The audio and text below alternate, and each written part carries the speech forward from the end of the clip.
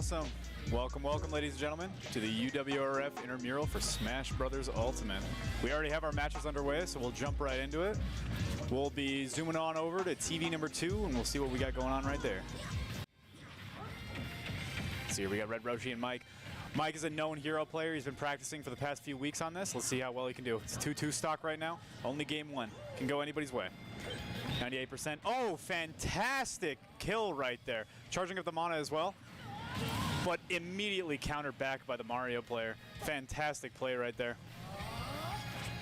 Getting a little bit of charge going. Great grab. Fantastic read, but Mike counters back with an aerial slash.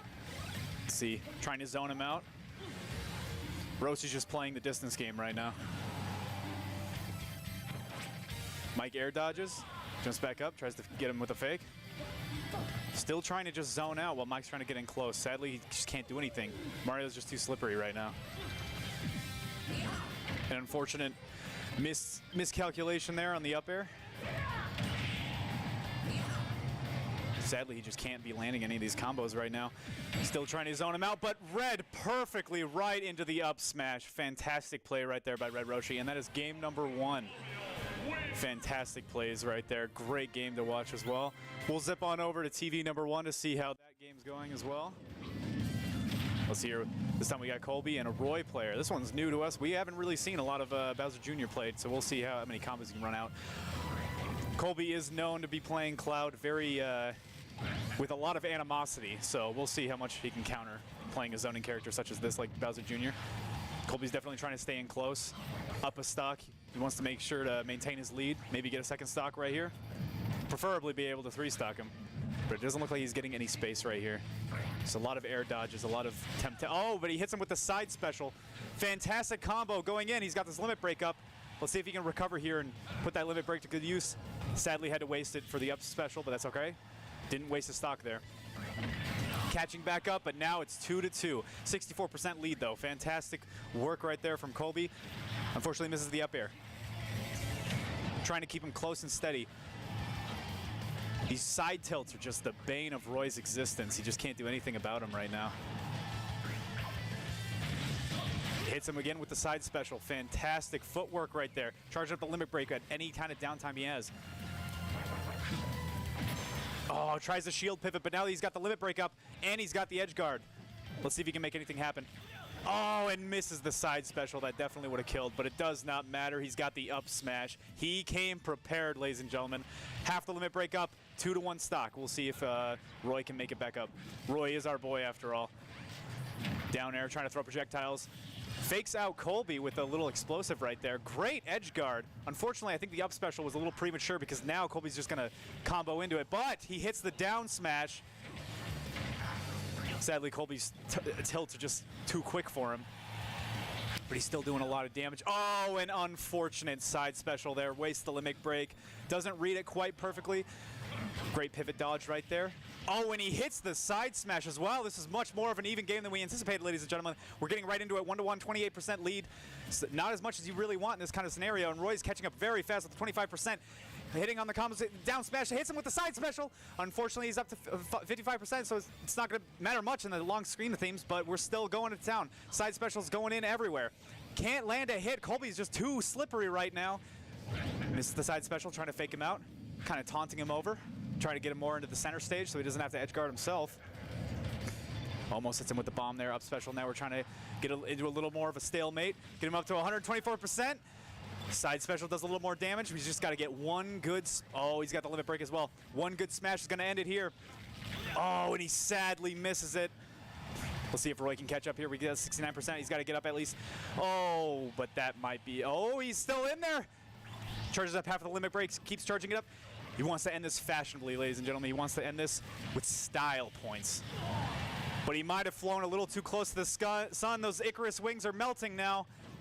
107% right now. And he hits the side pivot, and that's game right there. 107% on one stock with the limit break. Very close, very excitable game.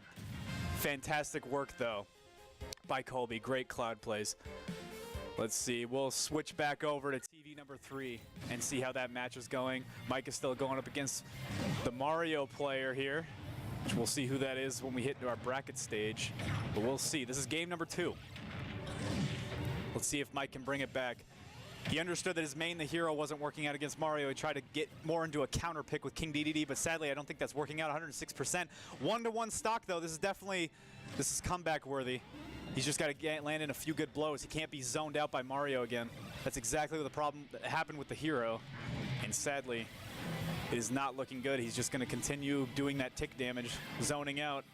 Great projectile use right there by the Mario, knowing that King DDD was going to send it back, so he uses that ribbon, and he deflects the Urshin right there to kill Mike. That was a fantastic final kill right there that I was not expecting, and that is 2-0 for the Mario player. We'll have to see who that is. Let's zoom on over to the bracket screen real quick, just so we can get a rundown on who's playing. So let's see here. Oh, heavens to bet. See, we're having a little bit of technical problems, but that's completely fine. Fantastic first few games. We got Lamont going up against Jaden right now. That will be Dom playing next up in line after that match, which, as most of us already know, Dom is the winner of the previous intramural here at UWRF for the Smash Brothers. So we'll see how far he can take it, or if a new challenger will rise and take the championship title. Prince was the Mario player. Great plays right there by Prince, beating out Mike 2-0 fashion. He's going to go up against Jacob next, so we'll see how that works out. Jake is a great Incineroar player. I'm hoping to see some Incineroar play here today.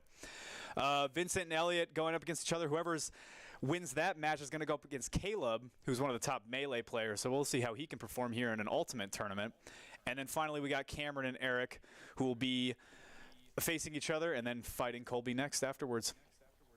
So we'll run right on back to TV number 2, or my apologies, TV number 1, to see how that game's going right now. Let's see here, we got Wolf and Colby going at it again. Unfortunately, it didn't seem like the previous character was working out, so we switched on over to Wolf. We'll see how this works out in the long run. Got the limit break up. Great side smash right there, just playing it nimble, trying to go as fast as he can, trying to outpace the Wolf player, which is really all you can ask for in a matchup such as this. You just have to be more maneuverable. You have to have more versatility. And it sadly looks like Colby's on the run. Wolf might have been the great counter pick for Cloud right now. Sadly missing all the side specials. Yoshi's Island is definitely not a great Cloud map, but it's also not a fantastic Wolf map just because of those slight indents, which can catch projectiles very easily.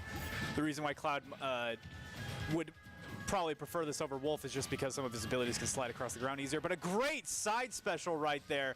Connects perfectly. Colby somehow manages to survive just for a little bit before an up smash catches him. And that is 1-2 with 63% on the second stock. Colby might be in trouble here. He just got to do a little bit more tick damage to take that second stock. But it looks like Wolf's being a little bit more nimble than him. Jumping around, just sadly missing all those side tilts that won him the last game. This might be a 1-1, but we can't call it quite yet. Gets a great little side smash right there, 99%. This could be a kill potential. Hits him with the side special up to 123. One more kill move, and this could be a 1-1 stock 30% lead for Wolf, but it still could be a scary situation. Hits him with the side A. Unfortunately, misses the side smash. Oh, but he lands it the second time, and that is 1-1 with a limit break up. This is a very even match, ladies and gentlemen. This could go either way. Regarding not to use the limit break, maybe a good judgment right there until he's a little higher, but then he used it right there with the side special up to 64%. Wolf managed to recover with the side special. Pivot, oh my goodness, shield pivots and then goes right back onto the top players. Now we're just going to slow down again. We're just going to jump around each other. We're going to try and test the waters with our side tilts. It looks like he hits him with the side special. We'll see if he can start juggling him a little bit more, maybe for a killing blow. 109 is good enough. Still hitting him with those side tilts. Trying to bait him into another side special just to rack up a little more damage, just to cement the victory.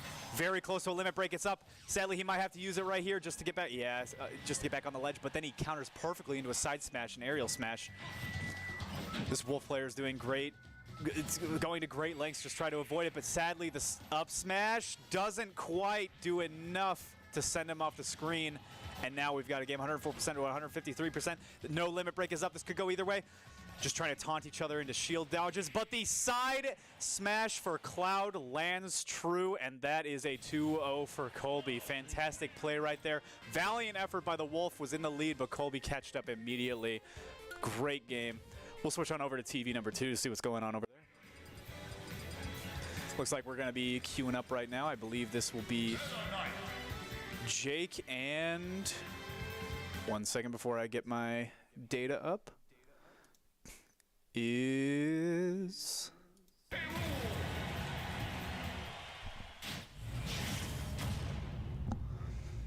We're having some technical problems here, ladies and gentlemen. I'll be right back.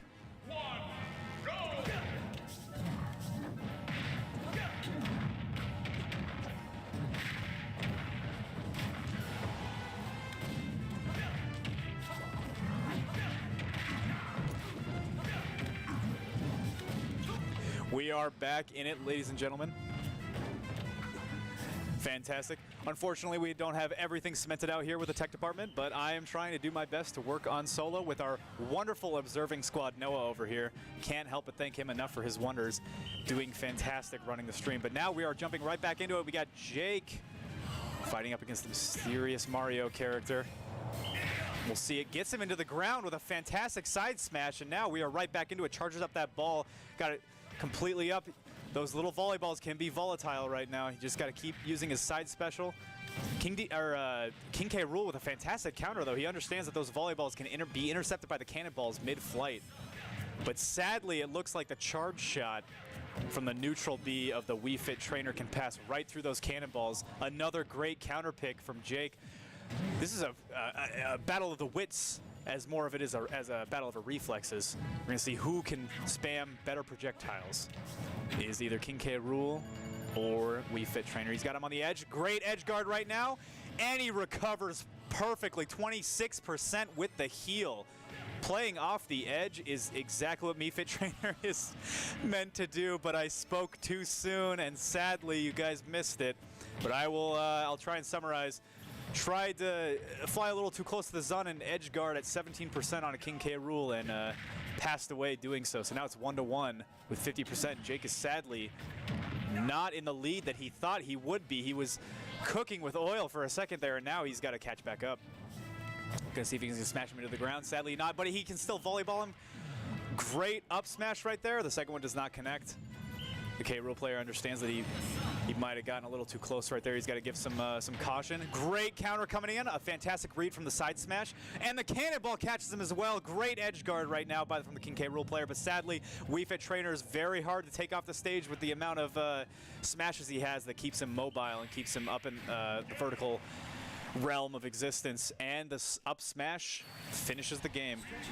Fantastic work right there by the Wii Fit Trainer. And we will go right back over to the bracket screen just to see where everyone is located right now. As we can see, we have Jacob and Prince going on at the moment. Dominic and Lamont will be going on at TV1. We still have the Vincent and Elliot game going on, as well as Cameron and Eric, but those will finish up soon. Those will be off stream, although I have no doubt that we will be streaming those matches at some point. We just got to figure out where exactly they're going to be located. Then we have Dom, Lamont, Jacob, and Prince, and those are going to be our 2 people on the stream. So we will go back into it, and we will switch over to TV number 1, where we have Dominic playing the Terry, a signature pick for him. We'll see if he can take out Cloud. Unfortunately, this pick does not favor Cloud with the amount of combos that Terry can just push out. However, Cloud with that limit break, there's really no telling what he can do. Sadly, a 3-2 lead right now for Dom, 82%. Not necessarily destructible, but manageable. 65% is not where you want to be going, though, when it's a 3-2 stock lead. Limit break is about to come up. Maybe this could be a game changer right here. But the attacks keep getting canceled in the side smash. The smash slide ends up breaking the cancel, the stalemate, but the Terry player still hits it in the back. Dominic knows this character way too well. He's fought against too many Clouds to lose here. The side special does not connect and the limit break was wasted, but we are still in this, ladies and gentlemen. Just projectile spamming, trying to keep him at a range. The side smash does not go through, and the grab does. Gonna see if we can get a little bit of edge guarding right here. The Terry player, oh, but he gets side smashed. Trying to maintain his but the verticality is just not there for Cloud. Sadly, the recovery is just not where you want it to be. Not as bad as Little Mac, but definitely not as good as other characters. Kirby, for one, which is my personal favorite. Dom is still going at 141%. Let's see if he can recover right here with his last stock. And sadly, the edge guard does not work out. He 3 stocks due to 2 SDs. Very unfortunate. But Dominic takes that first match. We'll switch back over to TV number 3 to see if they have everything set up on over there. And sadly, it does not look like it, so we will throw it right back on over to the bracket screen, and we'll see what we got here. So the last match, we had one go up right there for Dom. Lamont was playing Cloud. Sadly, it did not work out for Lamont. To be fair, Melee is more his stride. I know that he's definitely more comfortable with Melee. Could probably win a Melee tournament if we have some here or later, but that is neither here nor there. Right now it is 1-0. We'll see if Dom can close it out and further himself into the winner's bracket. Jake 2-0's Prince, so Prince will be moving on to the loser's bracket. And now we finally have Caleb versus Vincent. Royale is a fantastic Melee player. We'll see if he can put his skills to the test in Ultimate, and we will zip on over to TV number 3 to see that matchup. Seems like they are still working out the map bans as well, so we'll see what's going on with TV number 1, which is Dom's second match. Looks like we got it going on right now. 3-3 lead, 91% to 61%, but the limit break could change all of that very, very quickly. And sadly, the time limit expires. If you don't know, Cloud's limit break is not infinite. He has to use it within a certain time period or it does go away. And a surprising SD from Dominic right there. Sadly, the recovery was just not in his favor. Not that the Cloud was really edge guarding, just an unfortunate set of circumstances right there. But he is back with a vengeance and immediately gets him with 0%. The Cloud has no idea what just hit him. But he's going right now. He's going back into it. He's hitting the combos right now with Terry. Great grab, trying to get the aerial, but Cloud jumps back into it, tries to get the side smash. Sadly, does not connect, and the side tilt does. A missed side tilt, but then it still hits with the side smash. Down smash. Limit break is now up. Hits him in the air with the side limit break. Is he going to be able to recover, though? He unfortunately does not use his up smash. His up special. He uses the side dodge instead. And unfortunately, the air dodge is what kills him there. Takes a stock 2-1. But 101%. Terry's go power is up. Let's see if Dom can hit a combo and finish this game out, or let's see if we can get a limit break up to finish that second stock. If we can make this 1-1, this would be a fantastic game. Oh, almost goes down, but the recovery is in Dom's favor this time. He learned from his previous mistake, does not want to take it out, and that is why you play Terry, is he did not get staggered right there from the Cloud smash and an unfortunate wasted special limit break right there. Dom predicted that perfectly, but then the side smash works out in his favor, bringing him up to 121%. We got to close out this stock really soon right now, or else Dom might just run away with the series. Trying to edge guard really quickly here. The Cloud definitely has much more to lose, so he has to play a little bit more safe. But he goes right for it. He does not care about safety. He wants to edge guard. He wants to get that final stock. He is not going quietly into the night. Let's see if he can bring it up. But I don't know. I'm not even sure what that move was. I'm not a huge Terry player, but I believe that was an up smash. Fantastic way to end the game. Sadly, it just wasn't enough, and Dom takes it 2-0. Great footwork right there by the Terry. The Cloud was jumping around. Great maneuverability, but sadly it wasn't enough to close it out. And it doesn't look like our other stream has been up yet. They haven't gotten through the map bans or the character selection yet, so we will go right on back to the bracket screen. Let's see what we got right now. So Dom did 2-0 right there. Lamont will be moving down to the loser's bracket, and Dom will be facing Jake. One of the matchups that I've been wanting to see today. I am super excited. If you guys don't know, we also have an esports club here on campus, and the esports club participates in NACE, which is the National Association for Collegiate Esports, and we have a Smash Brothers team, a crew battle team, where if you guys don't know what crew battles are, it's 4v4 with 3 stocks, and it's whoever's out of stocks first just wins the series. Jake and Dom are both on that team, so it's going to be interesting to see 2 teammates go head-to-head in an all-you-can muster brawl in the winner's bracket. Hopefully, one of them will take it away maybe take the championship, who's to say? Although this is going to be a fantastic battle to watch nonetheless. This will be on TV number 1. They're going right into character selection on TV number 3, so hopefully we'll be able to get that up and running. That will be Caleb Royale and Vincent. Royale, again, is one of our melee players, so I'm going to see how well he can transfer into that. But now we're going to run on over. Oh, it seems like there was a little bit of a technical difficulty. They had to restart the match on TV number 3, but we will be back soon. Don't worry. We're going to go back to see if we have the Jake Dom game up, and it seems like we do, so we will switch over to TV number 1, and now we got it going really quickly right now. Off to a raring start. The game just started. We're already at 57%. Edge guarding fantastically, but sadly the Wii Fit trainer does not work out. Dom has his up smash up beforehand, catches him in the hula hoop animation, but a fantastic read right there. Great combo into a side smash right into an up special. Let's see if Jake can close it out. Jake is playing Wii Fit trainer. He's got his fully charged projectile. Let's see if he can read it into Dom. Great catch right there. Sadly, he was not able to go up into the up smash. A little bit of an aerial maneuver right there. Valiant effort though. Those soccer balls are coming in, or the volleyballs are coming in handy right now. Trying to heal off a little bit of the 110 damage, but it sadly does not matter when you're up against Terry. He can finish you at 5%. It does not matter how much you heal. Great grab going in right now. He wants to maintain his lead, 76%. We're going to stretch that a little further. We're going to go make sure that we inflict 28% on the second stock, 36%. We got to find something right now. Puts him into the ground.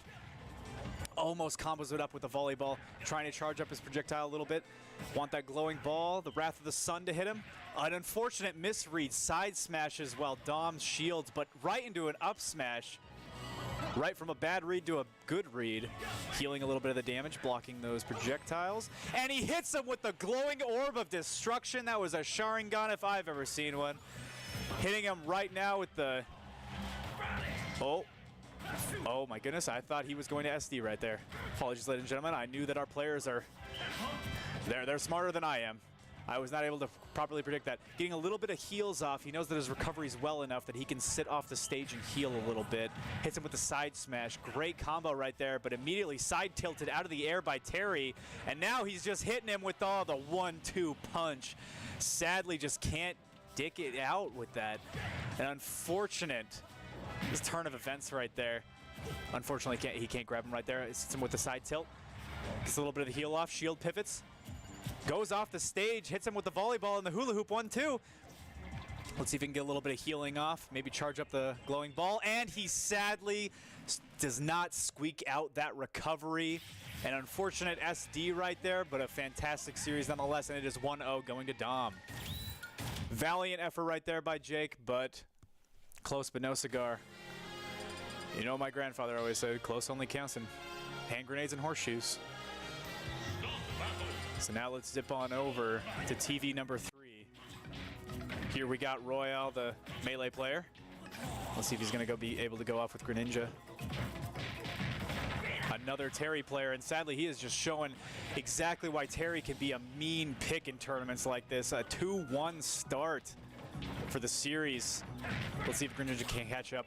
If we can just get him on the edge. I understand that Greninja's edge guarding is miles above most characters. So I believe that's what he's trying to do, is just get him close to the edge. But it looks like the Terry is just wanting to stay right in the middle. Just wants to box. Am I watching a MOBA right now? This looks like it's just going to be bullying in solo lane and top lane. But he's got him right on the ropes, 96%. Trying to recover. Ooh, hits him with the side special. But it looks like he's just trying to play it weary. He wants to maintain that Greninja mobility. But Terry just hits way too hard and is almost stagger-proof through everything. But he does get a stock. It is 1-1, 160%. This would be a fantastic comeback if I've ever seen it against a Terry player. The up special does get him. He is literally on 1 HP right now. All I would have to do is sneeze on him and he would go wailing off the stage. We'll see if he can catch it back. Tries to get in the neutral B, sending him off the stage. But sadly, it's the side smash that gets him. But no, he's recovering. Oh, is he going to be able to hit the up smash? Oh, he does. He hits the up special. Rides that river right all the way up to the edge. Hits him with a little dab right there. Trying to smack his cankles a little bit. Hit him with it. Getting the heals. Side specials. Getting up to 44%, that is actually an ordeal in and of itself. Dodges the Terry counter, but unshields at the worst possible time right into a side smash. Great effort right there, but it seems like Terry is just running dominant in this ban. Just seems to be the college meta right now for intramural collegiate esports, is just run Terry and you'll run him down. We're going to jump right on back over to TV number 1, which is this is going to be the second match against Jake and Dom, two of my favorite players here at this event. Let's see. Opting to pick the Little Mac, which is very interesting considering Terry's edge guarding and Little Mac's poor recovery. But he does have the KO up. Let's see if he can hit him with a neutral B. And he takes him off the stage with the KO, still up 73%. This could be possible. Little Mac does hit like a freight train, comes in like a semi-truck, and he makes it with the recovery. Dom with an unfortunate miss right there with the... oh, but he still hits him with a 1-2 combo. And sadly, the recovery was not enough. The edge guard did miss, but he recovered fine with that. Great plays right there. I'm really sad we missed the beginning of that match, but it still was an exciting one at the very tail end of it. The Little Mac pick did not do very well, especially on a flat stage, although that tends to favor Little Mac picks much more. It just wasn't a match for Terry. Fantastic, fantastic game, but sadly Jake will be moving to the loser's bracket, and we'll have to see him there. We'll move back over to TV number 3 to see how this one's going between Royal and I believe it was Damien, if I'm not mistaken. Oh, Vincent, pardon me. But yes, Vincent and Royal are going at it. We'll see if he can get him. Hitting with the side A. This Greninja mobility is just fantastic to watch. It's interesting to see him. We've seen everyone go up against a Terry player at this point on stream, and everyone has opted to pick a different character than they started with to see if they can find something that counters Terry. But the last Greninja game was close enough. He seems to think that it's still a worthwhile pick, but sadly it doesn't work out right there. But it does! I spoke way too soon. Caster's Curse right there. Fantastic recovery. 2-2, 0-0% matched up. Let's see if we can go back into it. And oh, fantastic grab right there, right into an up smash. Does not hit the mark. And we are hitting it with a 1-2 combo, as I like to call it, with Terry, but he recovers. The mobility on Greninja is unbelievable. The amount of verticality he can get with his double jump is fantastic. Oh, a missed slash right there, but Terry does not want to play with that. Wants to keep him right on the edge. You just want to keep him in the middle. Looks like we're trying to keep it close right now. We're running away from the mobility, and we're just trying to keep it into even Stevens, chin to chin, butt to butt. Let's see if he can make it out. Hits it with the side smash, trading blows very well, trying to read each other's moves, but sadly the screen just seems to be moving too fast for their inputs. They're missing each other, and then they all of a sudden hit each other at the exact same time, trying to charge up the neutral beast. Does not hit Terry, does not do the edge guard that he wishes. Maybe if he was a little closer. Shield bouncing off of each other constantly, but it looks like Terry gets the grab in the end. All those shields were worth it. Waiting for his moment to strike, and he hits it again with the 1-2 combo. 101% in the lead with his go-go juice up. Let's see if he can make it out. Hitting him with it. He does seem to know that the Terry Shields counter combo is how to counter Greninja at the moment, is just wait for him to come to you. No need to overexert yourself, no need to overextend. Trying to go for an edge grab, but it works out not in the Greninja's favor. Going up to 79% on one stock when you're a stock behind is not what you want, but he hits him with a side smash. And unfortunate, I understand he was trying to parry right there, but maybe holding the shield a little longer probably would have done him a little bit better justice right now. Now it is 1-1, 0%, 88%. Let's see if he can come back to it. Is Terry going to be able to edge guard right here? Well enough? Nope, he's jumping around. Like I said, the verticality is insane. Sadly misses the side smash, but then Terry misses the grab as well, and now we're right back into it. Trying to hit him with the tongue on the up smash. Oh, but he gets him with a power hit. Let's see. Oh, great aerial dodge right there just to make sure that he doesn't land the killing blow, but it doesn't matter when he's playing Terry. You can just catch him in the combos, and then they're not able to play the game anymore. Fantastic play right there. Fun game to watch, but it will be 2-0 again for the Terry player. We are still waiting for things to get back on the other stream. Both of them, I believe, executed out into 2-0 fashion between Royale, Vincent, as well as Jake and Dom. So we will see who is up next on the stream. We are going to be streaming the rest of the winner's bracket, and then we'll be moving down to the loser's bracket to see who can work their way through there. So don't worry, your favorite people are still in this tournament. Jake and Jade and all of them, they are still in the loser's bracket, and they have a chance for victory. They just got to work their way up even harder through the loser's bracket. Great games, though, so far today. I am having a blast. I hope everyone else is having a blast on stream. And like I said before, I hate to plug it even more. Just kidding, I love to. The Esports Club on campus. Fantastic way to meet people. Fantastic way to meet your next squad for whatever game you're playing. And if you don't play video games, all are welcome. We play everything under the sun. We organize events that range from anything from a Webkins night, where we all just play Webkins, to competitive League of Legends. So it's for everyone. Highly recommend bringing your friends. The Esports Lounge is open every weekday from 6 p.m. to 11 p.m. Bring your friends. All you need is a student ID. You swipe in. You can play whatever you want. We have 3 Nintendo Switches, which everyone in this tournament is going to be playing today, as well as, I believe, 28 gaming computers. Top-of-the-line Alienwares. So it seems like we have one of our matches being planned still. I believe they're still in the map ban phase, so we will go back once that is completed. But yeah, fantastic games coming out. I can't thank enough our tech team right now. I'll shout them out while we have a little bit of this downtime. We have our wonderful, wonderful tech team that comes from the club. They help us with all sorts of events, such as the intramurals or NACE streams. As I mentioned earlier, we have NACE tournaments and NACE teams. But it looks like what's up next in the stream is going to be the losers bracket, the aforementioned losers bracket that I was bringing up earlier.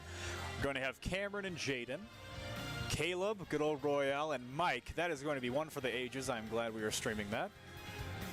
And then we are also going to have Prince, and I unfortunately need to get my eyes checked because I do not have a very good prescription. But I believe that is Prince and... Seems like we are also having technical difficulties. We can't see the losers bracket by any means. But we will also, on our stream number 3, we'll have Vincent and Colby in the winners bracket. Vincent is the one that knocked out Royal, and Colby is the one that knocked out Cameron, so that's going to be a great one to watch as well. Once everything is up and going and all the maps have been banned, then we will jump right into it. Our first stream that we'll be tuning into is the one from the losers bracket on TV number 1. We'll be going up against Mike, and it looks like it will be a hero match. It does. We will switch on over to stream number 1 to see our first match of the losers bracket. Right now we have Mike opting for the hero play again.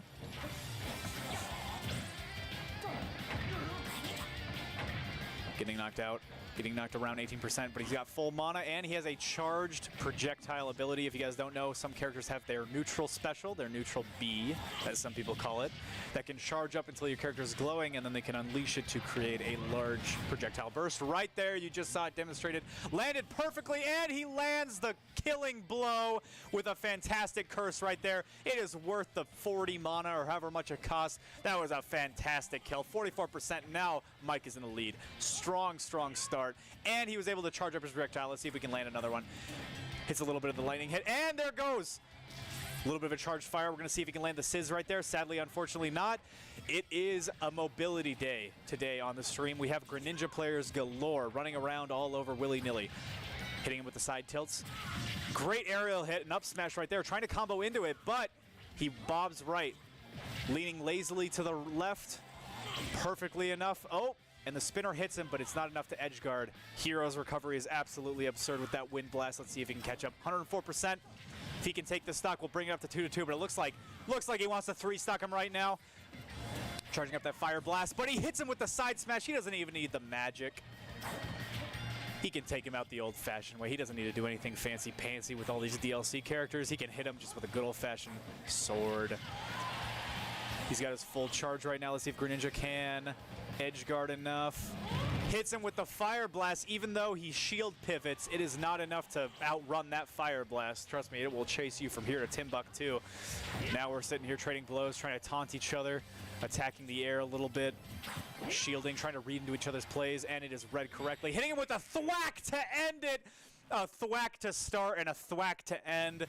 We're getting thwacked all day. This is getting crazy. I'm thwacked in the head watching this unroll before me. This is insane. Great match. So much fun to watch. I hope everyone else in the audience, ladies and gentlemen, you are also having fun because that was fantastic to watch. Something we rarely get to see is a double thwack stock in Smash Brothers. We're going to be jumping on over now to TV number 3. We have our other losers bracket, Colby, as well as I believe this is our winners bracket, pardon me. So we now have Colby, and I believe that's Vincent. Again, bringing out the Terry, and the Terry seems to take out Greninja every step of the way, no matter who plays him. We missed the beginning of that battle, but it does not matter. 2 stock with Terry against the Greninja. Where have we seen it before? In 15 other matches today. Who saw that coming? I don't know. Nonetheless, very entertaining to watch. We're going to swap back over to our bracket screen just for a moment while everyone's getting figured out. It is Vincent and Colby going against the losers, or in the winners bracket, and I believe our losers bracket, if we get a little closer look on that, will be Royal and Mike, as stated previously. But let's go back into on TV number 1. We have Mike and Royal going at it. Let's see here if we can bring it back, bring home the bacon. Hatchet Man sadly not connecting, although that would have been fantastic. I'm here. I'm all for the more of the thwacks, honestly, but he tries to hit him with a sizzle. Sadly does not work out. Still got tons of mana to spare. 84 ticking up very, very slowly, but still very surely. Royal trying to hit him with the side tilts, but sadly it is not connecting at the moment. Hitting him up with a combo. Great edge guarding and great slide dashing as well. Fantastic read on the shield right there from both characters, and it turns out that Mike is on top of it. He was able to shield pivot around the Greninja's shield pivot and ended up coming away from that victorious, which is fantastic. An unfortunate lack of edge guarding right there from Royal. 105%. Hits him with the accelerate. He's going to be zooming around about as fast as Greninja now. Let's see if he can match the speed. Hitting with an oomph. Does not connect, but we are still running around, running amok. Trying to play it very safe at 105%. He understands that he gets hit with 1 smash. Oh, but he opts for the invulnerability instead. Once he comes out of it, that's game. You hate to see it, but sometimes it's the right call, sometimes it's the wrong call. Who's to say? Sometimes it could be a Kirby down smash or a down special, but in this regard, it was more of a League of Legends time clock stop where it just delayed the inevitable. But now we are back to 2-2. Great recovery. Like I said, Heroes is incredible. And the side tilt ends up killing. That is absolutely disgusting that just came out of there. Recovering immediately into a side tilt and then a stock take. Fantastic. We are seeing a lot of heated moments right now. We are going back and forth. He does not want to. It's definitely messed up the mental of Royal. Let's see if he can close it out. Mike hitting him with hard with the hero plays, but now he's getting juggled 160% at 2 stocks. That is not what you want to see. But he misses the down smash and plummets straight into the pits of hell. Goodbye, Greninja. Hello, hero. An unfortunate misread by Royal, but still a fantastic match to watch nonetheless. That was great. We're going to switch on back over to our winners bracket game between Colby and Vincent. Let's see who can become victorious right now. It looks like Vincent's going on. Oh, he's trying to edge guard him, but the Greninja is just too versatile right now. We're just seeing tons of Greninja plays, tons of Terry plays. But I'm getting my matches mixed around. The down smash works a little better for Colby than it did Royal, but you know, he also wasn't on the edge of the stage. Great parry right there, right into an up smash, into the combo for the side tilt, trying to edge guard, but sadly, Terry just wants to stay on the screen, and he hits him with a side smash, trying to recover from the ledge. Great read right there by Vincent, knowing exactly where his slippery Greninja opponent was going to go. Jumps right onto the top platform, decides instead of neutral smashing, he wants to aerial smash and hits him right down into the gutter. Bring him back up to 119% on 1 stock right afterwards. That is very fast damage by Terry. Another great read right into an up smash. What am I seeing right now? What are these prediction plays? This is just textbook Terry plays. Incredible reads. Knowing exactly what platform the Greninja is going to opt towards, and he pre-fires it with a side tilt. Great read right there by the Terry. Both matches seem to be going swimmingly. We're going right now into our next matches. That seems like it would be closing out very quickly. I knew those matches were going to go by fast. There's only so many hours in a day. But those were very fun to watch nonetheless. Loved every second of them. Let's take a look at our bracket right now. Colby and Vincent are still going head-to-head. And it seemed like Vincent was just so dominant in their last fight. It was unbelievable. The amount of reads that he got from the second platform up was just brutal. And it was a 2-0 fashion. Okay, so I was correct. 2-0 fashion. Vincent does move on to the quarterfinals in the winner's bracket. Unbelievable. Absolutely well-deserved.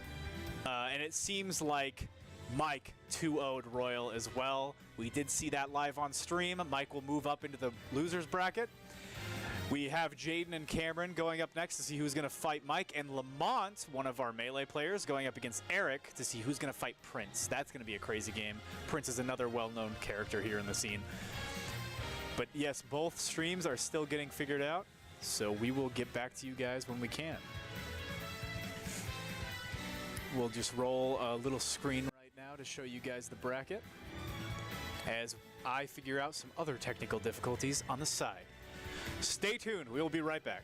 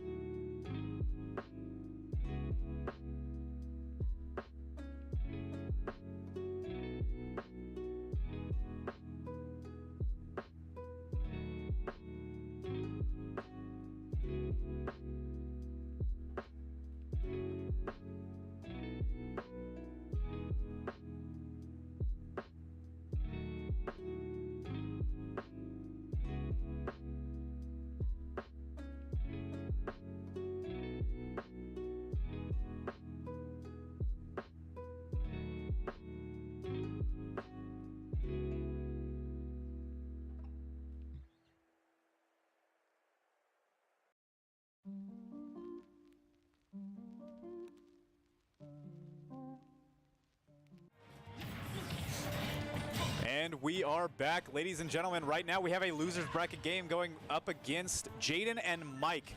Mike again opting for that hero play, and Jaden going for the wolf. We've seen some fantastic wolf plays right now on Yoshi Island. See if it can hold up in Pokemon Stadium. Sadly, we missed it. The second stock taken was a great thwack that we missed. And everyone knows how much I love thwacks. An unfortunate miss on the second one, but then he hits him with a side smash, and that is a closer. A 2-0 lead for Mike in the first game. Fantastic plays from the hero, and he advances a little closer into the loser's bracket. The second stream we have going on is Lamont and Eric in the loser's bracket. We'll be switching on over to TV number 1 to see how they're doing. Seems like Lamont is going more for this Captain Falcon pick. Again, keeping with that theme of mobility. Today is just all about the mobility champions running back and forth. Unfortunately, misses the up smash, hits him with a neutral side smash. Not sure how Cloud fell for that, but it misses the up smash and hits him with the side special. Great plays right there by the Captain Falcon, up by, whoa, actually down by 1. Unfortunately, it was almost a 3-0 stalking, and he hits him with the disrespectful down smash with the cleave. Great Cloud plays right there. We unfortunately only caught the tail end of it, but that was interesting nonetheless. We have both streams going right back into the game, so we will be jumping right back into TV number 3. Let's see what's going on with Jaden and Mike. Great back and forth right now. The boxing is going on. Like I said, it's more akin to top lane in a MOBA than it is the actual Smash, just the constant boxing and berating back and forth. Still up by 1, the hero. A weird little verticality ability right there that we didn't really see coming. Not sure exactly why. Misses the sizzle. Great for the up smash. Sadly misses the running smash. Jumps up, hits with the side A, trying to do a little bit of edge guard, but we all know the recovery of heroes is absolutely insane. Hits the side neutral, does not deflect it, although it was attempted to predict the projectile, but it does not matter when you get in close enough to hit him with the paw swipe. And it's simple little 1-2 fire blast for Mike right upon respawn. Brings this game back to his advantage. He does not want to make this an even game. He hits him with a charged full neutral B, but Wolf deflects it. That is actually his down special. He can deflect any projectiles that is thrown at him, which is a great counter for the hero. I want to see how Mike can deal with this. He's a full stock up, but he's at 97%, just getting constantly juggled by the claw swipes. Great shield into the side smash.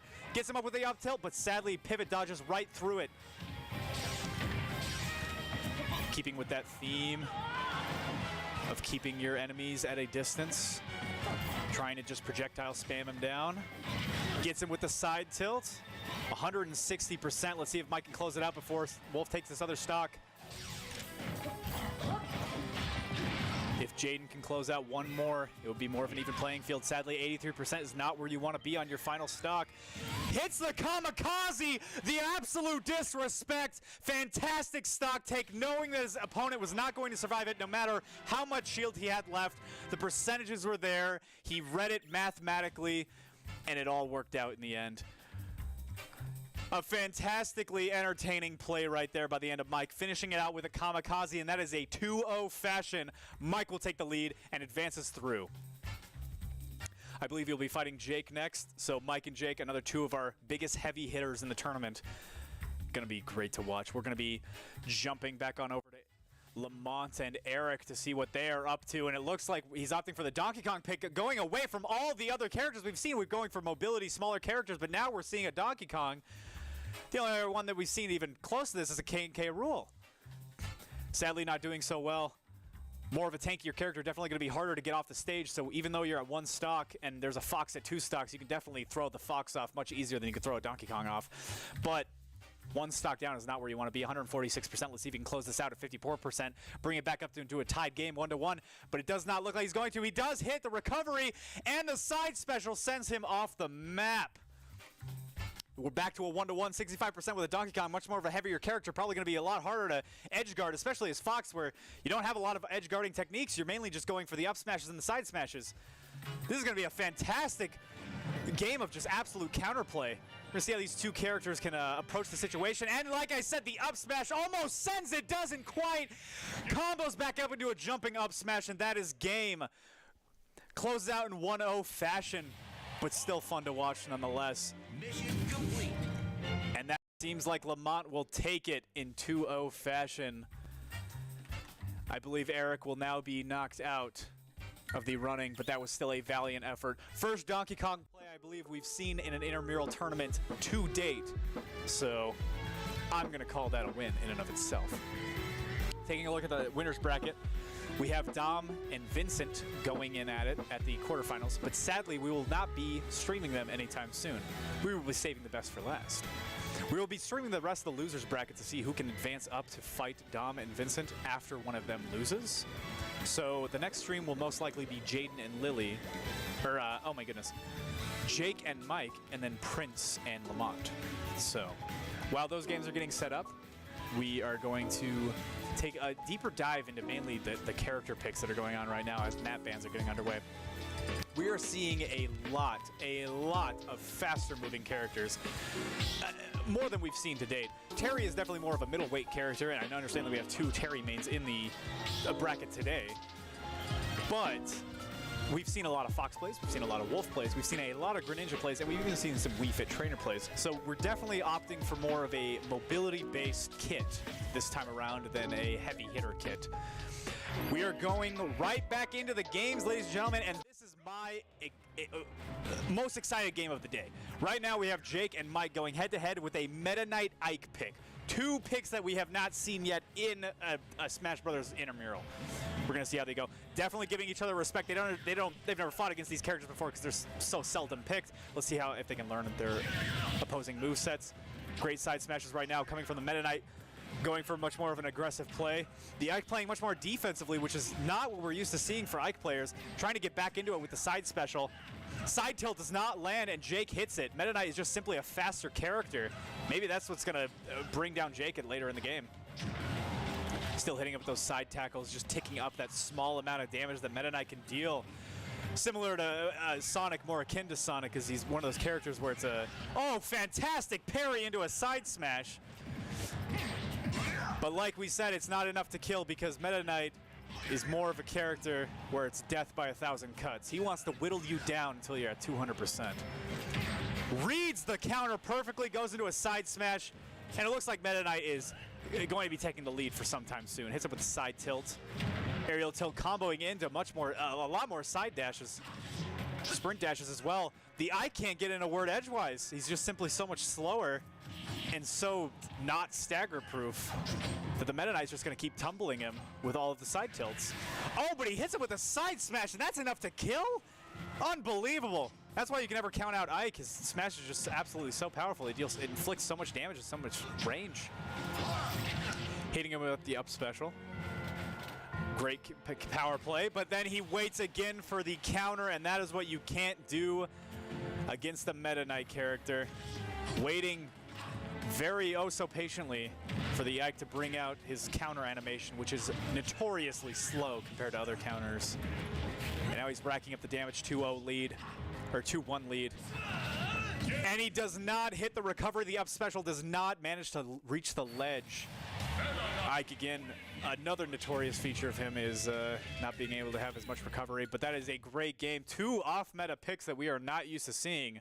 Very fun indeed. We're going to see what's going on to TV number 1, where it seems like we have Lamont and Eric are still going at it. Actually, it seems like it's going to be a 1-to-1 game right now.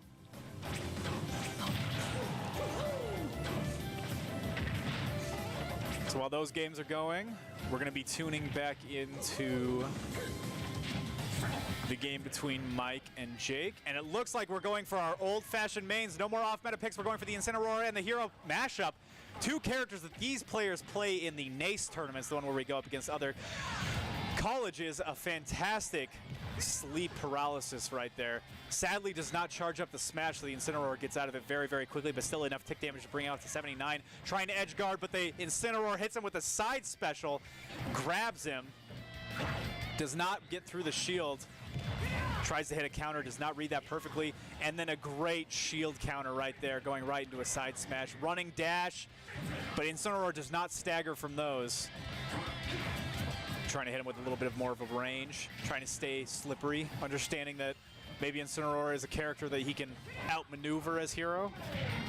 Trying to go for more of a sneaky little slippery snake kind of play style.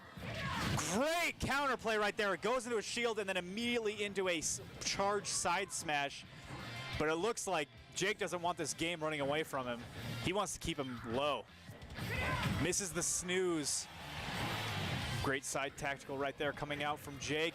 Misses the side smash though, and it looks like he's going back into it, getting him up to a small combo.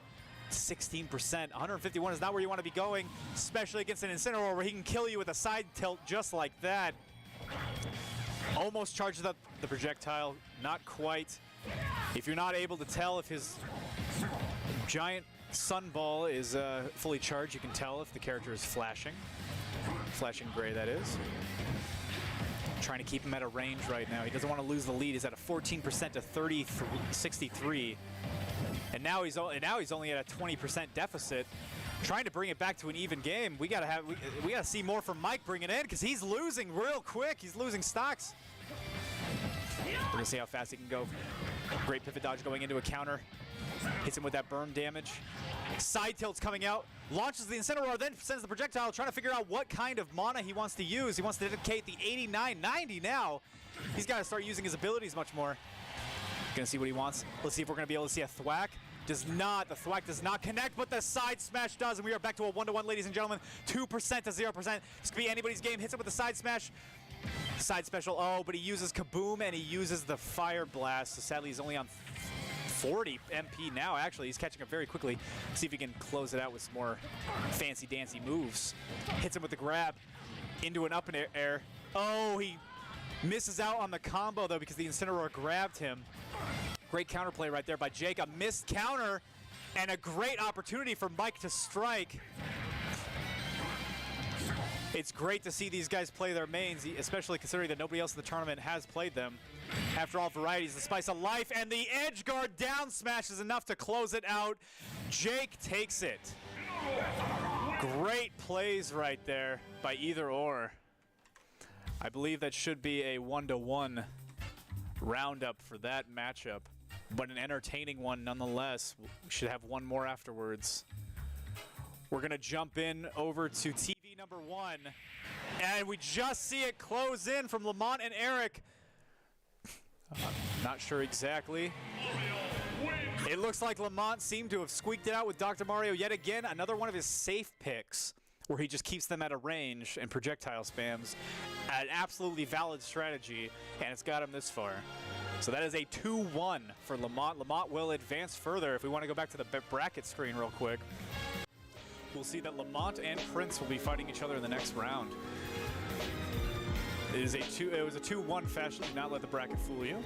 But yes, it is correct. We are seeing a Prince versus Eric next, which is going to be fantastic. Oh, it seems like it was input a little funky, but that's okay.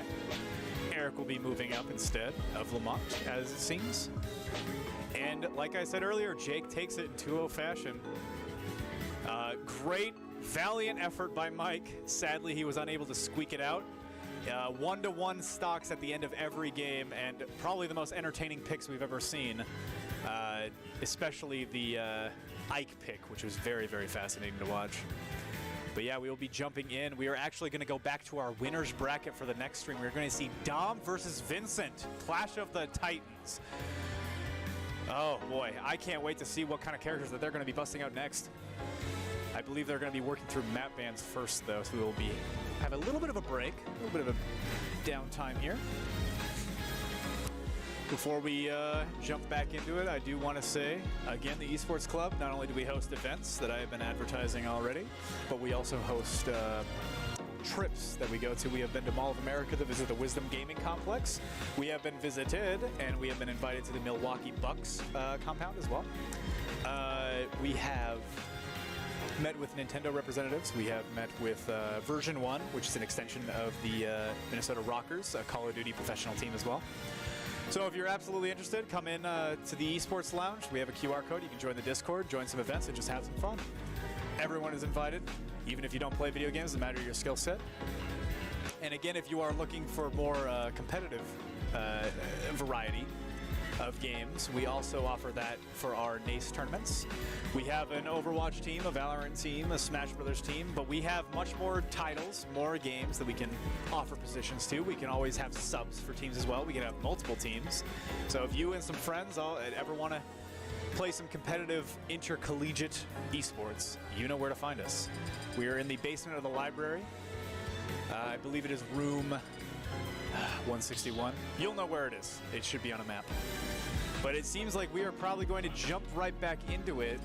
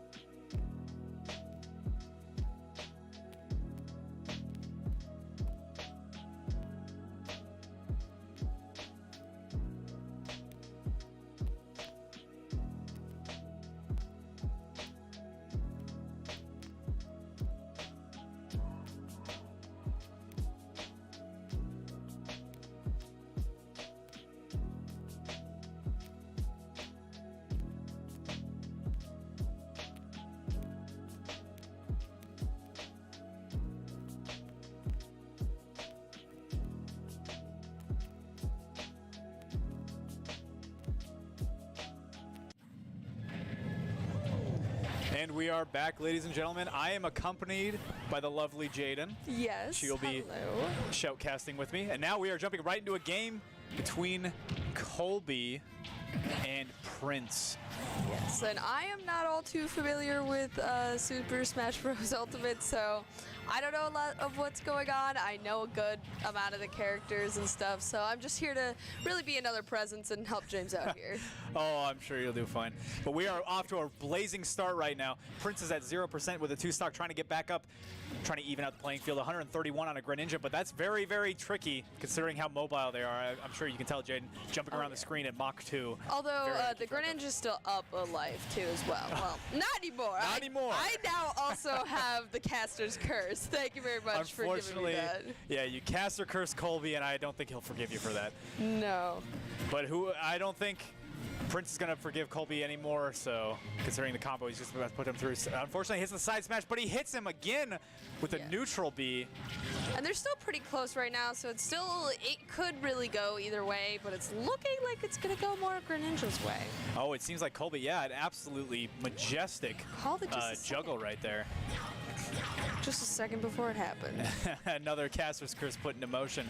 2-1. Let's see if Prince can catch back up with his Dr. Mario plays. We've seen them all tournament turn out spectacularly. Yes, so I've definitely been watching off to the side, so I've kind of seen what's going on, but not paying as close attention. So sometimes it's like that, but we're back to a 1-1. Once again, a very, very close match. Prince does not want to let this slip away from him.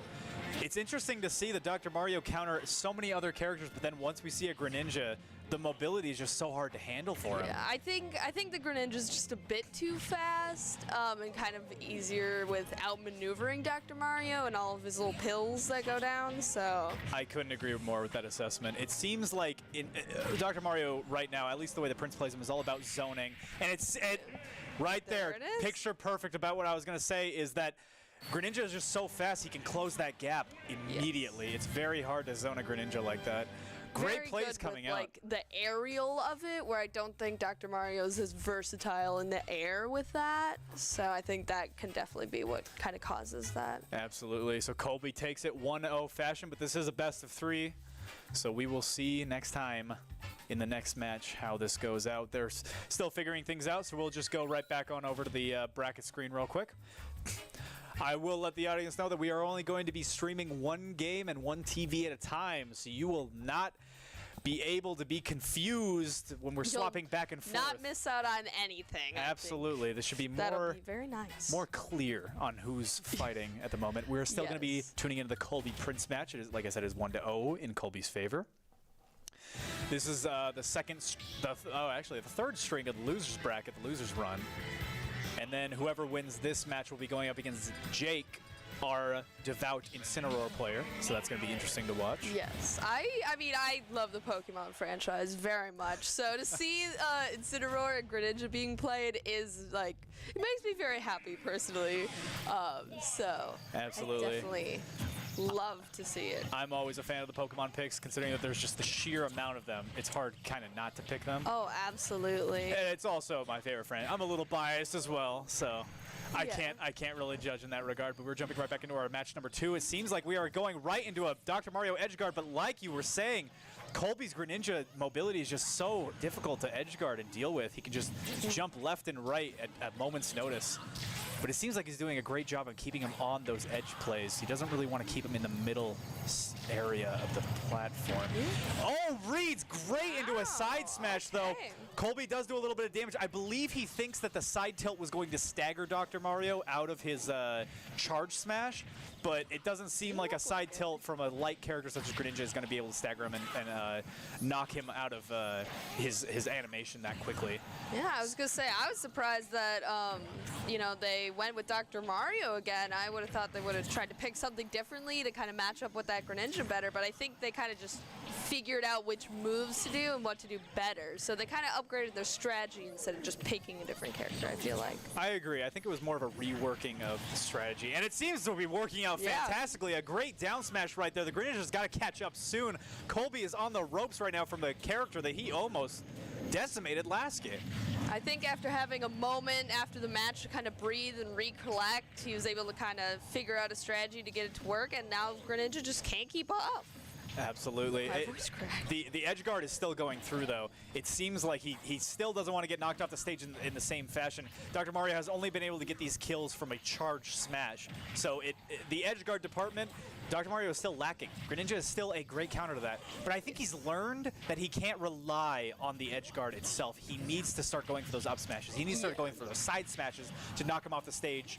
Even though it's going to be slower than normal, it's still going to be much more of a surefire way than an edge guard. Which is, I think, is where the Greninja is now trying to come back with, of like, oh, I need to also now revamp my strategy and just kind of get more of those hit points instead of always just trying to get him off the edge and guard him that way. So now we're at a little bit of a stalemate. Yeah. Not one. It seems. Oh, but the ups. Oh, the up special does not kill. I was about to say this is going to be a very close game if he can get this other stock. I believe the Greninja can catch up very fast. Oh. And he does. He hits him with the side smash. We'll see if he can make it up from 122%. Going up, missing the up smash. Like I said, he's opting for more of those charge smashes rather than the poke down edge guard, and it seems to be working out. It was so close there. I mean, Greninja was doing such a good job holding on there that, like, I was so impressed. Like, color me impressed there.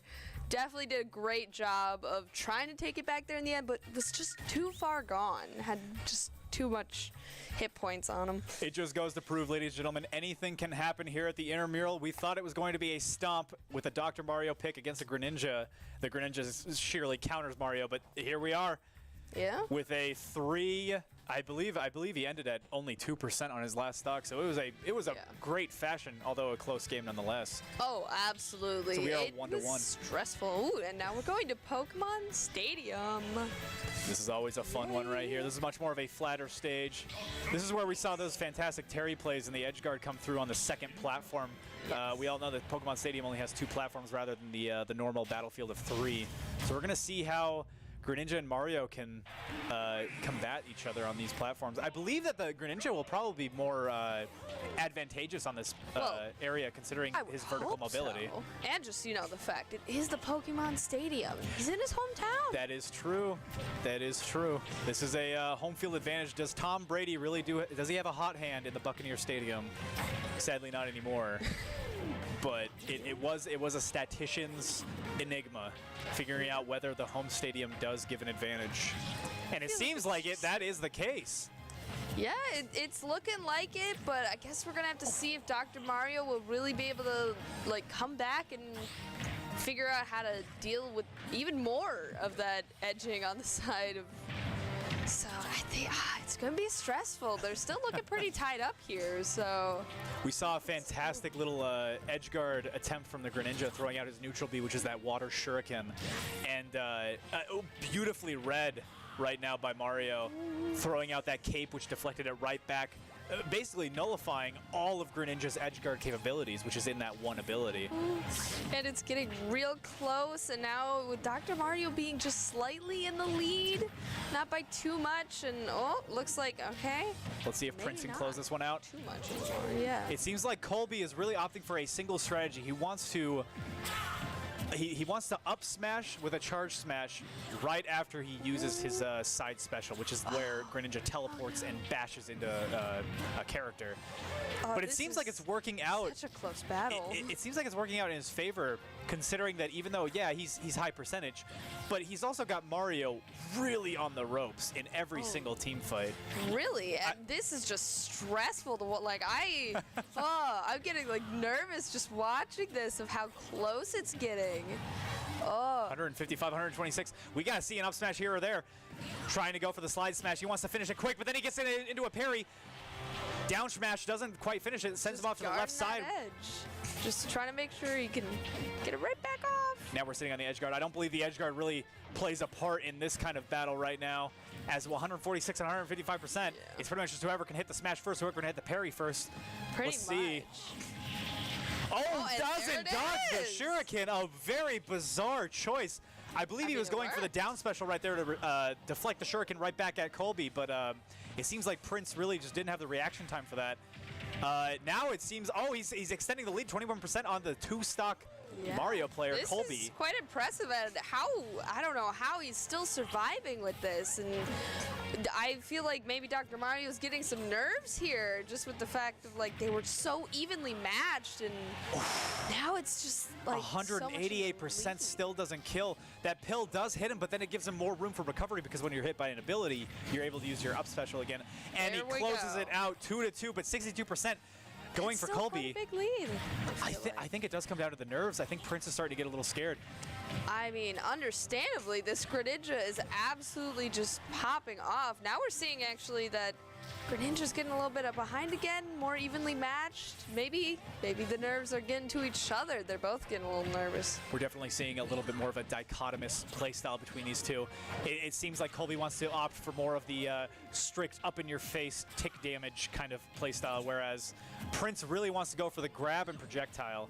He's really not going for the smashes, although he is now, considering that they're shield pivoting around each other like crazy, and Prince comes out from on top of it. Really just trying to launch them pills, though. It's real. He's trying. Don't do drugs, kids. Stay in school.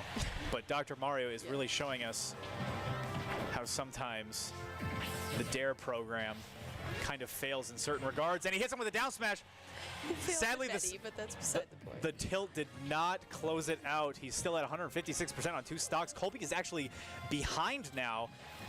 He had a 60% lead at one point, and he was they were down by a. But he was taking it back there a little heavens. bit. I have a good feeling that he'll be able to get this pretty well, although I don't want to cast a curse him, so I don't know if I should say too much more. He does have a full stock deficit, but we have seen stranger things. This is the closest match we have seen all day. A best-of-3 series, 1-1. This match decides it. Who is eliminated from the entire tournament and who advances the losers bracket. And a chance for fame. And go. Colby hits it with the down smash. An unfortunate shield Mario's pivot. Still up by 77.7. That's a very nice exact number. It's very satisfying to look. He is catching up, though, 13%. He's now down by 60. Oh, and he's back up by another 80. Yep. Unfortunately, this just keeps going back and forth, but a great up air combo hitting back into the side tilt. Unfortunately, the up smash does not connect. Opts for a side B that misses, and then Prince grabs him right there, throwing him off the left side, trying to go for more of that common edge guard play that we're used to seeing with Mario. Hit him with that nice shuriken, though, there, right on the edge. Got him off. I'm really surprised to see Prince not deflect some of these. And the up special kills! An unbelievable, an unexpected finish right there from the Mario player, but Prince takes it. I would not have expected that. A very close game. No. Exhilarating to watch. Oh, absolutely. Like, I was getting nervous. I was almost just clamming up. Like, I didn't want to say anything that was, like, going to curse anyone or, like, going to cause any, outcome to happen. So, That I was almost too scared. absolutely incredible. I think that was probably our best series. There is more Smash to be played. Don't worry, Yes. ladies and gentlemen. There is more. There's more coming. I believe we are going to move in now to our second round 4. Well, second match with Prince, I suppose. Yeah. Our round 4 losers bracket. This will be Jake. Jake fought off Mike very valiantly, our hero player, but sadly the Incineroar came out on top. We'll see if Jake can close it out on Prince. I wonder if Prince is going to opt for the Dr. Mario again. I have a strong feeling, although I can't remember who Jacob was playing as. So I don't know exactly. I'm not good with knowing what the certain matchups would be. So just my prediction of they're probably going to go with their strongest suits. So probably just like whatever they feel is their strongest character, they're probably going to go for, is my thought. I can see that. I also think that, well, Jake is, when he plays in collegiate tournaments such as NACE, he goes for more of an Incineroar aggressive kind of style play, a grapple kind of play. Whereas Incineroar is more of up in your face with the smashes. He kind of opts for a counter play, whereas he wants to wait for the character to attack him first, and then he not only just strict counters his down special, but he also counters with a shield pivot. He counters with the Incineroar grab, the infamous Incineroar grab where he throws you against the turnbuckle and grabs you again. I have seen that before. That is more of Jake's playstyle. But the reason I'm curious if he even plays Incineroar, which is his main, and for a tournament like this, I'm expecting him to play his main. Yes. If he goes against Prince's Dr. Mario, which Prince is, as demonstrated, the volatile as. Yes, very much so. How is he going to counter the pill plays, the ranged projectiles? I wouldn't know, but it would definitely be a lot more difficult, I feel like, just with, I don't think Incineroar has a very good, like, ability to get around that, especially just being a bigger character in and of himself. So, I feel like it would definitely make it a little bit more challenging. It is going to be an interesting matchup, but we are going to go right back into it. Here is the match of the century. It's Prince versus Jake, and Jake is not going for Incineroar. He's going for the Little Mac plays, trying to hit him with a smash. I think what we were just talking about is why he picked Little Mac. I think he's going for the closing the gap kind of play. Incineroar is not very well of catching up to Dr. Mario when he's zoning. I think he's more of a run him down, hit him with the KO, run back. Yeah, definitely just try to outmaneuver Dr. Mario. So Sadly misses his neutral B. The KO is not up anymore. He's going to wait for, I believe that's, oh, but he hits a great smash right there. Yeah. Still a little bit at a deficit, 123%, but we all know Little Mac, he gets hit once, or you hit him once, and he goes flying. His recovery is not very good. He's definitely getting that charge up to get another KO, so he could catch up even faster, although it's I don't know if he's going to get it, yep. Sadly, I think he was too high of a stock. Like I was saying prior, Little Mac's recovery is just not enviable. You always want to stay on the stage with Little Mac. You never want to be in the edge guard position, and that is all Mario wants you to be in. He is all about edge guarding. Great counterplay right there. The side special hits him right into a wombo combo, going right on the edge of the stage. And for some reason, Prince lands right into that smash. Maybe he knew something that we don't, tried to parry it. Sadly, it does not work out in his favor. Another stock goes in. Ooh, the KO's up. KO. At 82%, this could go either way. It really could. It's still pretty tight, and I don't know. I still think that it's definitely good that, you know, he went with not Incineroar and went with Lil Mac instead. Just try and get that better of, what is the word I'm trying to look for? I don't know. A little bit more of the mobility kind of aspect. Yeah, counter. That's the word. Just a little bit better. The agility of Little Mac is strict counter, I would argue, for Dr. Mario. However, it seems like he's holding his own very well with the... He does not want to do the pill play that he did with the Greninja. He understands that Little Mac is another very quick character, such as Greninja, and he knows that Greninja is going to close the gap no matter what he throws at him. So he's opting for more of the stagger plays. He's throwing that carpet out, even though there's no projectiles that can be sent from Little Mac. He's trying to go for more of those charge smashes. But when you get hit with a neutral B like that, there's no coming back. Nope, I don't. Oh! A shield break to end it. We spoke too soon. We didn't even have time to get word in. No. 3 stocks were just gone 1, 2, 3 like that. That was back one of and the forth. fastest matches I think I've seen.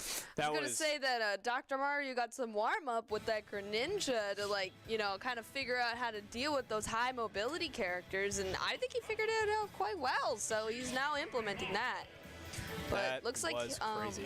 Looks like he might be switching up instead of Little Mac now, so we're gonna have some diversity in this gameplay. We got the Wii Fit trainer. I love that one because I think it's so funny. So the Wii Fit trainer is kind of a meme, but we have seen him pull it out before and win. This, I believe, it was his second match in the losers bracket, where Jake pulled this out and won against I think it was actually a Greninja, now that I'm thinking about it. I could be incorrect. Maybe somebody can on the Analyst X can correct me there. But I don't know how this is going to bode well for Mario, because this is going to be 2 ranged characters. Yeah. It seems like Jake is going for an edge play instead of an edge guard. He seems to want to play the edge, just constantly be recovering, spamming those volleyballs. Gets him in the ground, almost comes up into an aerial smash, but Dr. Mario is a little too smart for that. Yeah. Counters, and he smacks the volleyball back. Yeah, I'm not sure how this kind of edge play is going to work too well, because it looks like it's really just getting him a lot of damage, honestly.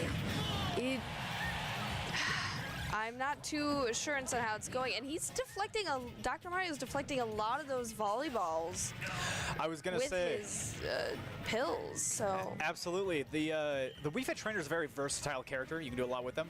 And like I said, Jake was opting for more of a edge play style where he just spams projectiles from the edge and then relies on his recovery to keep him safe. But it doesn't seem like that's doing so well, considering that the pills strictly do more damage, intercept with his projectiles, and Mario has just top-notch edge guarding.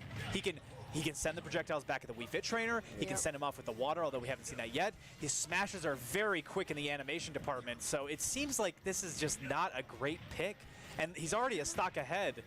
still with the edge guard. So I'm wondering how this is going to play out for the next two stocks. I have a feeling that Mr. Wii Fit Trainer here is going to have to kind of get a different strategy up. Oh, wow. no! I saw what Prince was going for. I think he saw the 66% and thought he could squeak out a second stock without doing necessary damage. The first stock that he took was a little slow. I'm sure we can all agree. It was more of like a whittling him down, like a walking stick instead of the smashes that he's more akin to. Taking it more cautious and just trying to, you know, make sure he gets that. But I think he flew a little too close to the sun. He didn't want to play cautious. He saw Jake recovering, and that's exactly when Jake wanted to strike. He knew that the Mario player would get a little too aggressive and want to jump down to chase him. You can never do that. The Wii Fit Trainer is going to outmaneuver you every single time, and like we saw, Mario's recovery isn't that great. He just plummeted right down to his death into an SD. But when you go center stage and you're not playing edge, that's also where Mario shines. He's another very versatile character. Oh, yeah. It seems like it. I never really seen much about like Dr. Mario play, but I mean, I played the actual Dr. Mario game when I was younger on the NES, so I do have like a slight love for Dr. Mario just for that, of like, I could barely even remember that game existed. Hits him with the side smash, sends him off the match.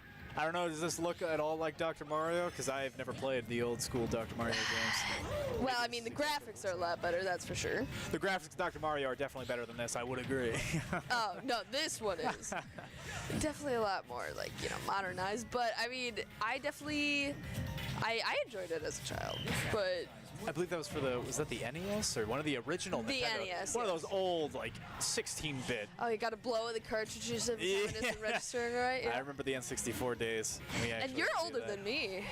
That is true. I'm an old man. I'm getting back problems. I am too. I shake peanuts before I eat them into my hands. We have a great visual of Dr. Mario up there. As we can see, the graphics are top notch. That's like Last of Us 2. I thought it was what I was looking at originally, but it was actually Dr. Mario. Yep. Absolutely. I thought it was a Skyrim like pack where the texture packs you can download as mods, but turns out to just be Dr. Mario for the NES. Yeah. We are at quite a stalemate right here. 1-to-1 stock for the longest time, 71% to 103%. We trainers really try to take this back. We have like, it's only a 30. Oh, now like a 20 lead. Never mind, back to 30 again. Jeez, but. We definitely have a lead. I think that the Wii Fit kind of figured out how to work with this Dr. Mario play, and he's really getting at it, and he's doing it, so.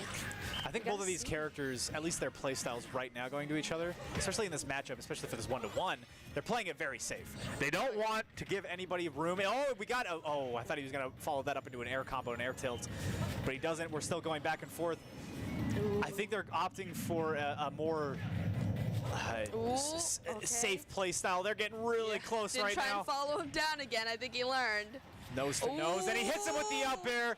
Great up smash. Very long game, but a very close one nonetheless. That means we're going to go into a third one, right? And Jake takes the next match. That was a great Wii Fit round, I will say.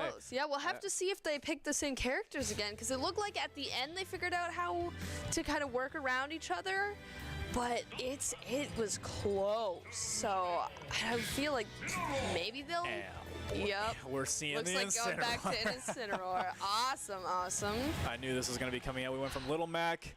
Didn't work out, sadly. The recovery was not there for Dr. Mario. We went to Wii Fit Trainer. Wii Fit Trainer.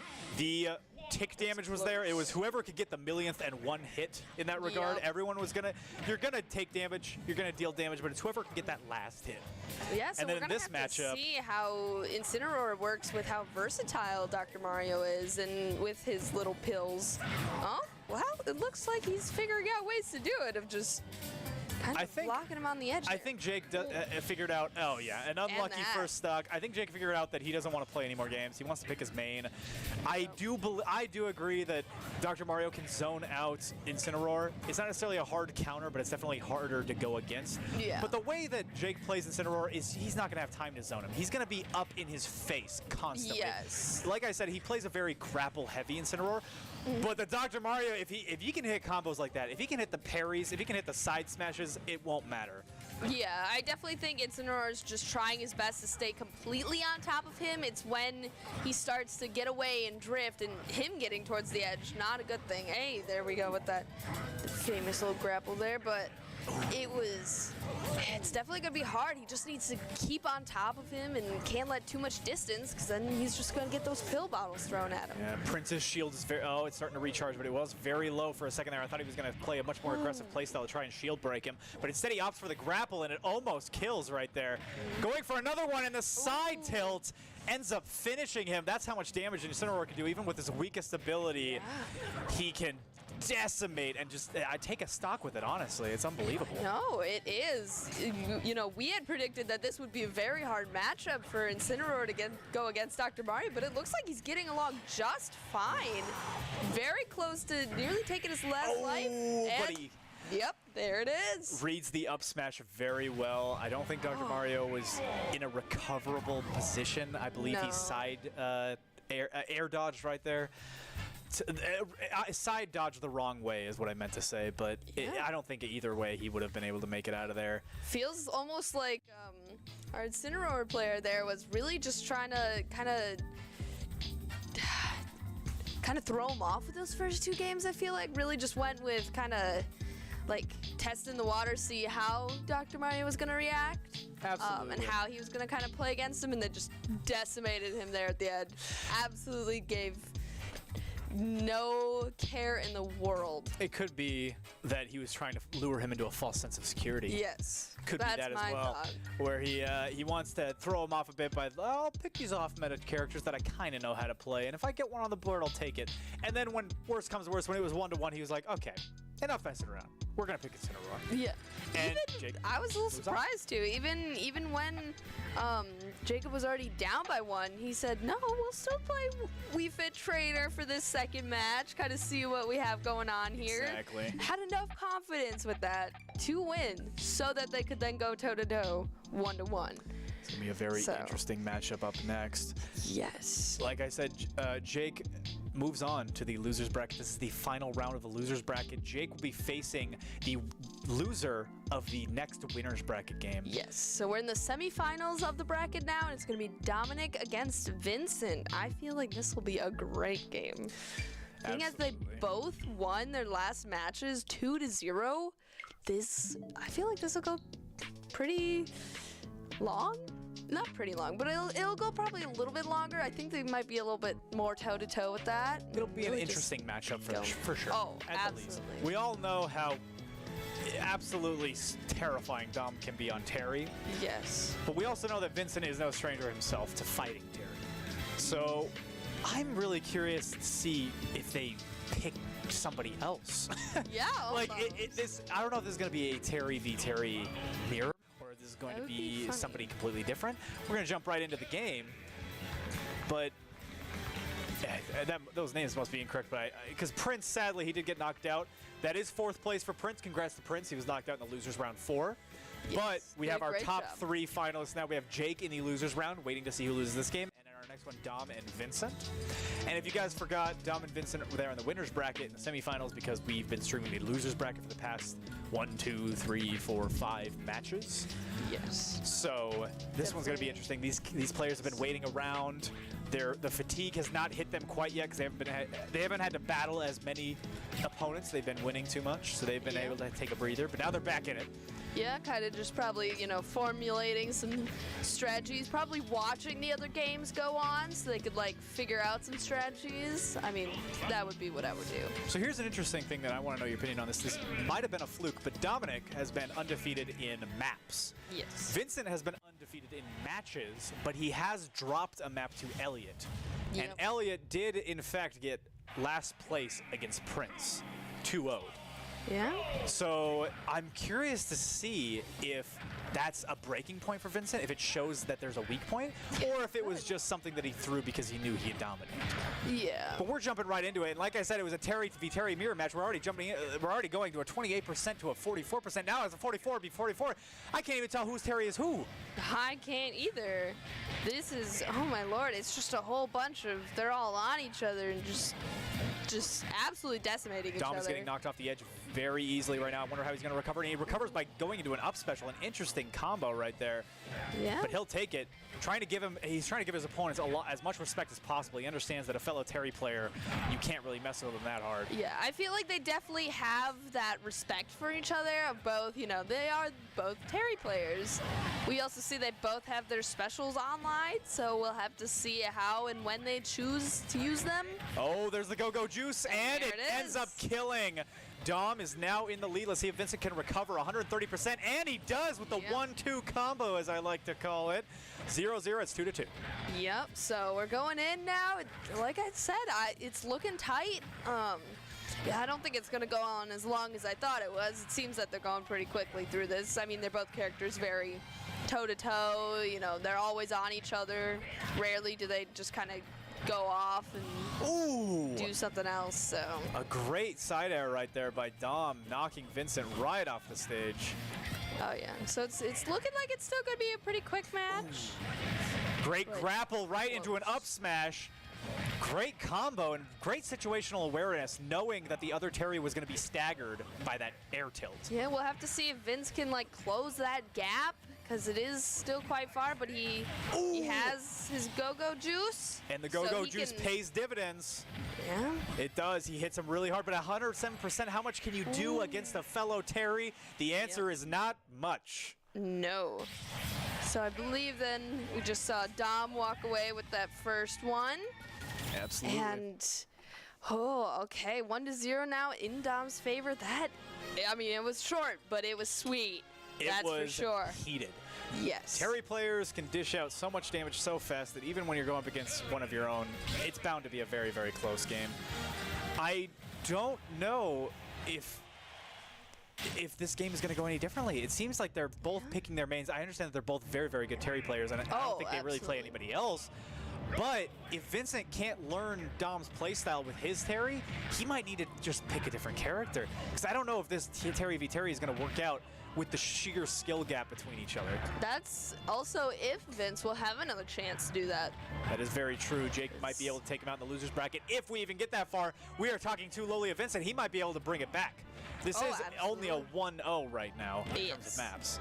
Absolutely. So it's looking like it's still close. We already got Vince with his Go Juice online, so we'll have to see when he uses that. And that's an interesting thing about Terry is you think you're in the... He just used it right there. Great go-go juice. Sadly, it is not enough to finish, as Dom was only in the yellow percentages. He was not. And then Dom brings it right back to him, using it in the red percentages. But still, Vincent is holding on with 135%. Both have go-go juice. But like I was saying, that's the interesting thing about Terry. You can be behind in stocks, or in percentages.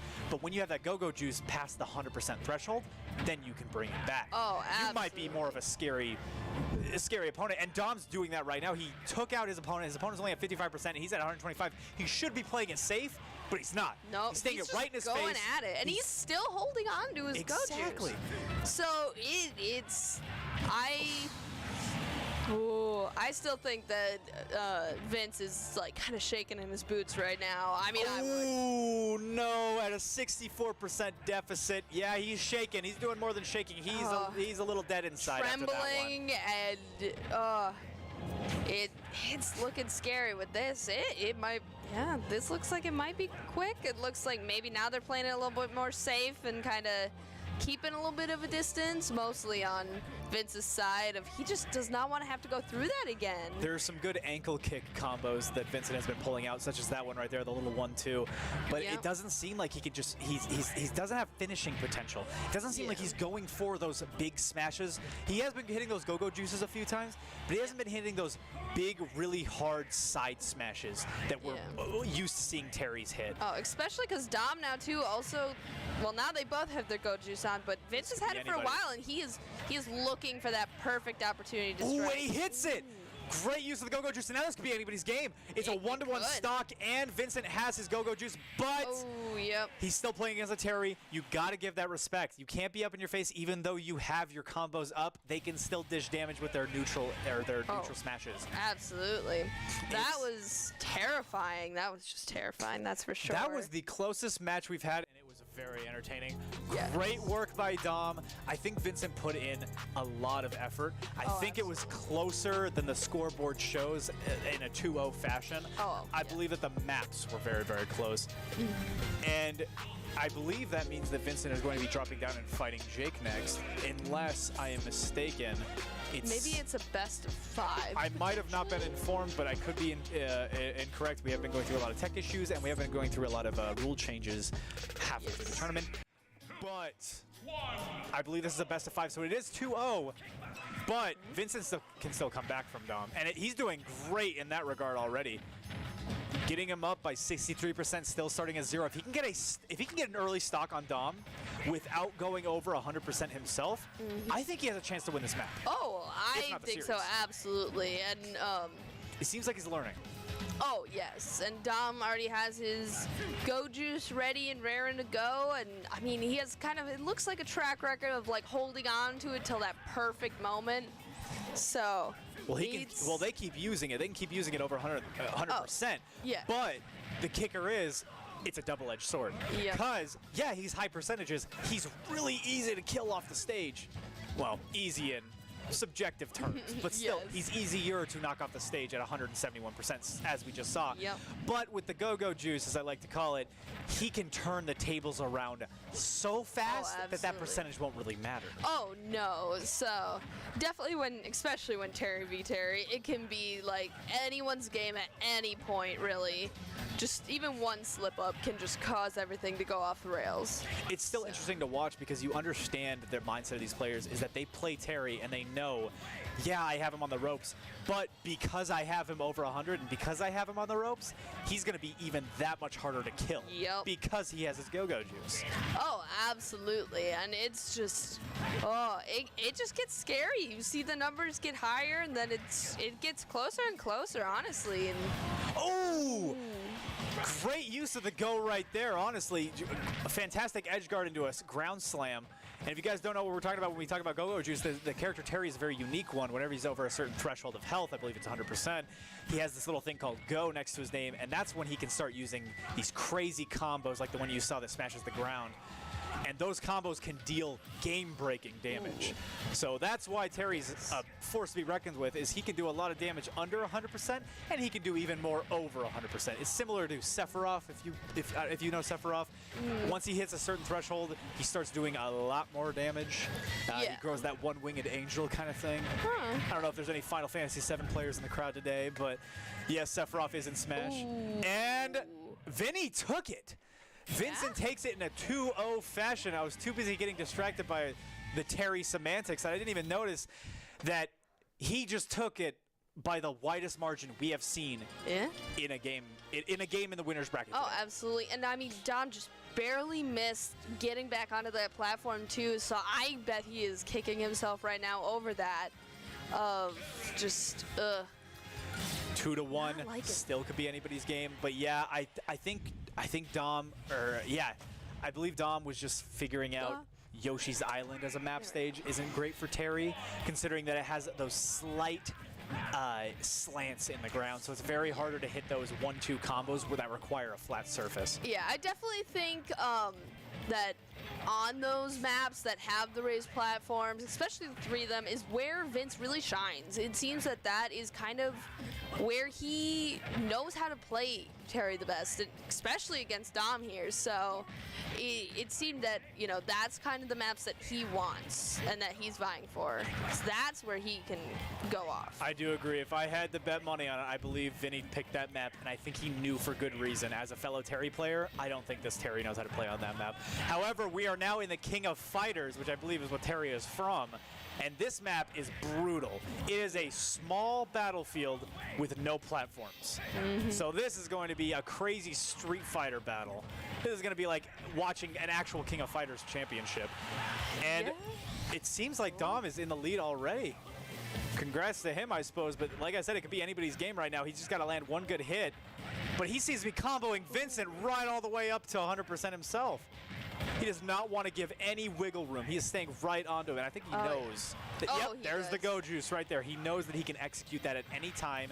He Yep. knows he has the safety of it. Just like that. Yeah, I definitely think that Vince is not very good at playing on this map with his play style of Terry. Definitely more adjunct to when there's platforms, especially 3 of them. It feels like he shines best. So this just seems like a death sentence for him, and I don't think he's happy about that. Ooh, a close grab right there. He almost just SD'd and sadly unshields a little too quickly. Reading into Dom's abilities really well, though. He can predict the combos very well. Yes. But sadly, when it comes to edge guarding, there's nowhere to go. Because then Dom can read right into it, know what he's planning, and just wait it out.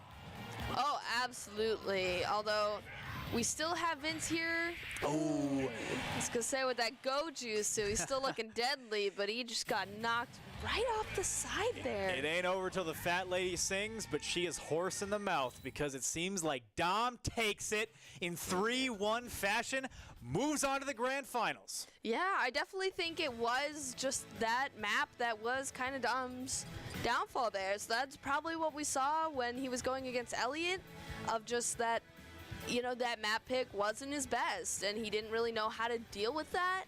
So I think that's where Vincent really shined in getting that, and he did wonderful on that map.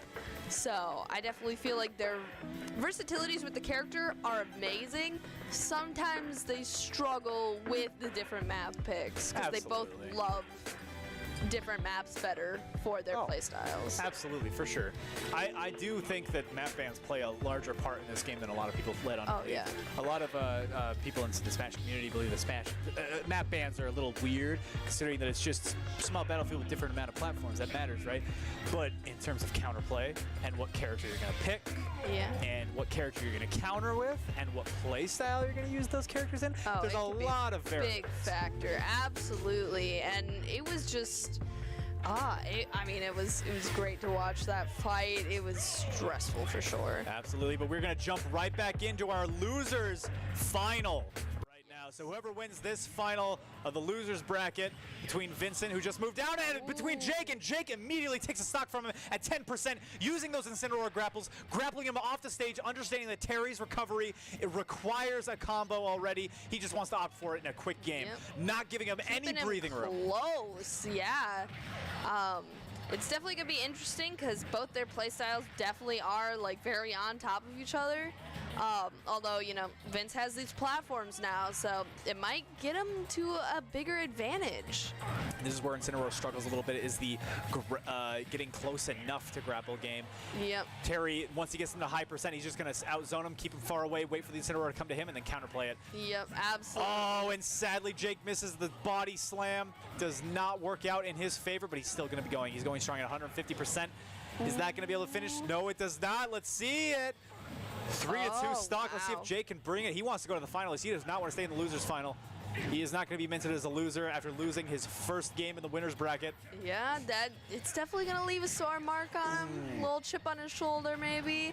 So he just wants to make this quick and be able to get this back. And this is still very close. As we both have seen now too, that Terry's deadly as he gets higher in those numbers. So and it's getting real close to getting that go juice, so it feels like it's still really anyone's game at any time, especially when Terry's in the mix. And it's also just great, with that last match too, to just see the different styles that people could play with the same character. It's very fun. It is super fascinating to watch. And it seems like this style of Terry play is working out pretty well, actually. We give props to Jake because he is a fantastic Incineroar player, but when you have a damaged Terry, you need to close that out fast. Yeah, you need zone to just him. get rid of him, get him out of there. Ooh, goes to the edge guard, but sadly misses it. It was very unfortunate. close. He got back up though. That he almost didn't. So I'm just color me surprised, but yeah, he is holding on. That Terry is just doing amazing with just having all that power and just staying standing. Oh, but the Incineroar's recovery is not great. Similar to Little Mac, Jake picks these characters that when they're off the edge, you got to make sure that you have some picture-perfect recovery or else Yep. you're going to die. Sadly, that's what it was there. I think Jake absolutely could have taken that if he landed one solid hit on Terry already, and then once it was a one-to-one stock, he just never lets him out of his sight. Yep. Never lets him go, constantly grappling, and then the Terry never has a chance to even get to the go-go juice because they're already off the map. Yep. Oh, exactly. So, looks like we might have some little Mac play now to help deal with the Terry. This will be interesting to watch. So I think the losers final, which is what we're doing right now between Jake and Vincent, I believe this is also a best of 5. I So, would have to think so, yeah. It's 1-0, and that means that Jake, there's still wiggle room if he loses this.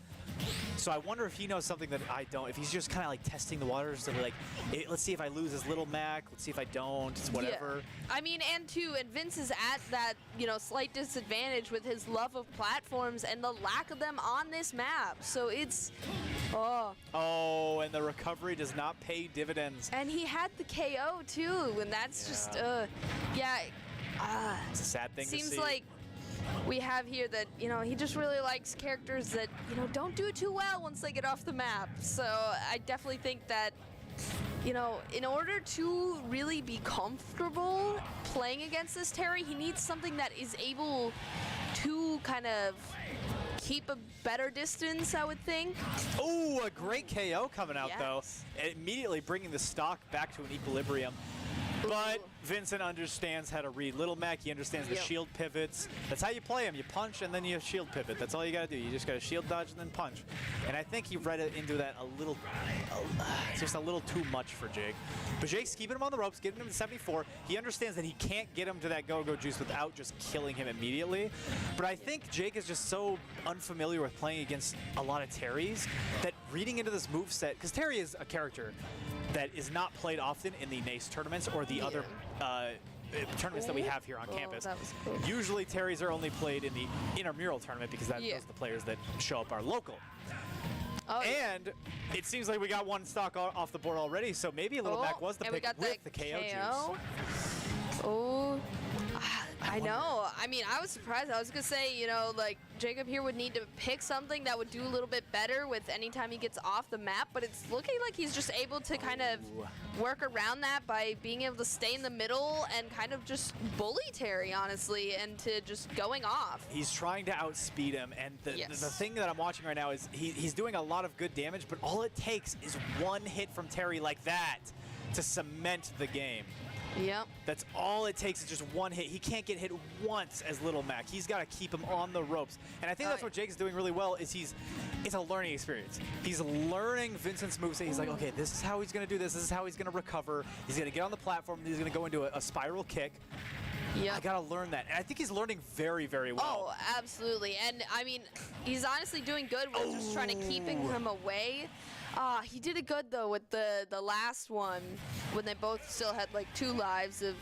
He got that go juice, and he sent Terry on his way. He didn't want to have to deal with that. Yeah, so the side tilts are brutal. He got him with the side tilt, sent him off the map at 120%. Terry was at 150 with 1 stock. That was the closest game he could make it, but sadly Jake just couldn't squeak it out. Looks like we're going back to Yoshi here, so definitely going to be at our Terry's advantage here, so. Well, maybe. We Fit Trainer can hold a candle with the edge play that he has with the volleyballs. Will be much more level with the Terry. However, Vincent is no stranger to this map. This is the only map he won against Dom, and that's saying something. That means that this is his map. This is his home. This is his territory. Exactly. So it's going to be deadly for sure. And, I mean, definitely with the Wii Fit Trainer wanting to play right on the edge there, I think it's going to be close, but I think that, that's what Terry wants, though, is to try and get him off the edge. So it's honestly going for an early stock, but the edge guard does not work out. He still does a little bit of tick damage. Yeah.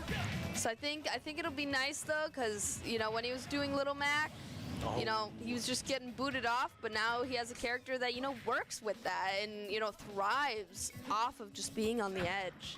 That's gotta be an ego loser though for Jake right now. It's just a 0% stock taken from the Terry, but the volleyball pushes him against the lat, and now we're back right up to a tied game. What is happening right now? I was so surprised. He's on. What have I said before? Jake goes right for these edge plays. He just wants to play the edge. He doesn't give a crap if he's going to edge guard him. He just wants to play really close to the chest. Exactly. So I think that's definitely why he switched to Wii Fit Trainer. He just kept getting booted off the edge when he was doing Incineroar and Little Mac. So instead, he's just playing with it. I don't know if you saw that, but that was one of the best reads we've seen all day. He tried to go into a volleyball hit.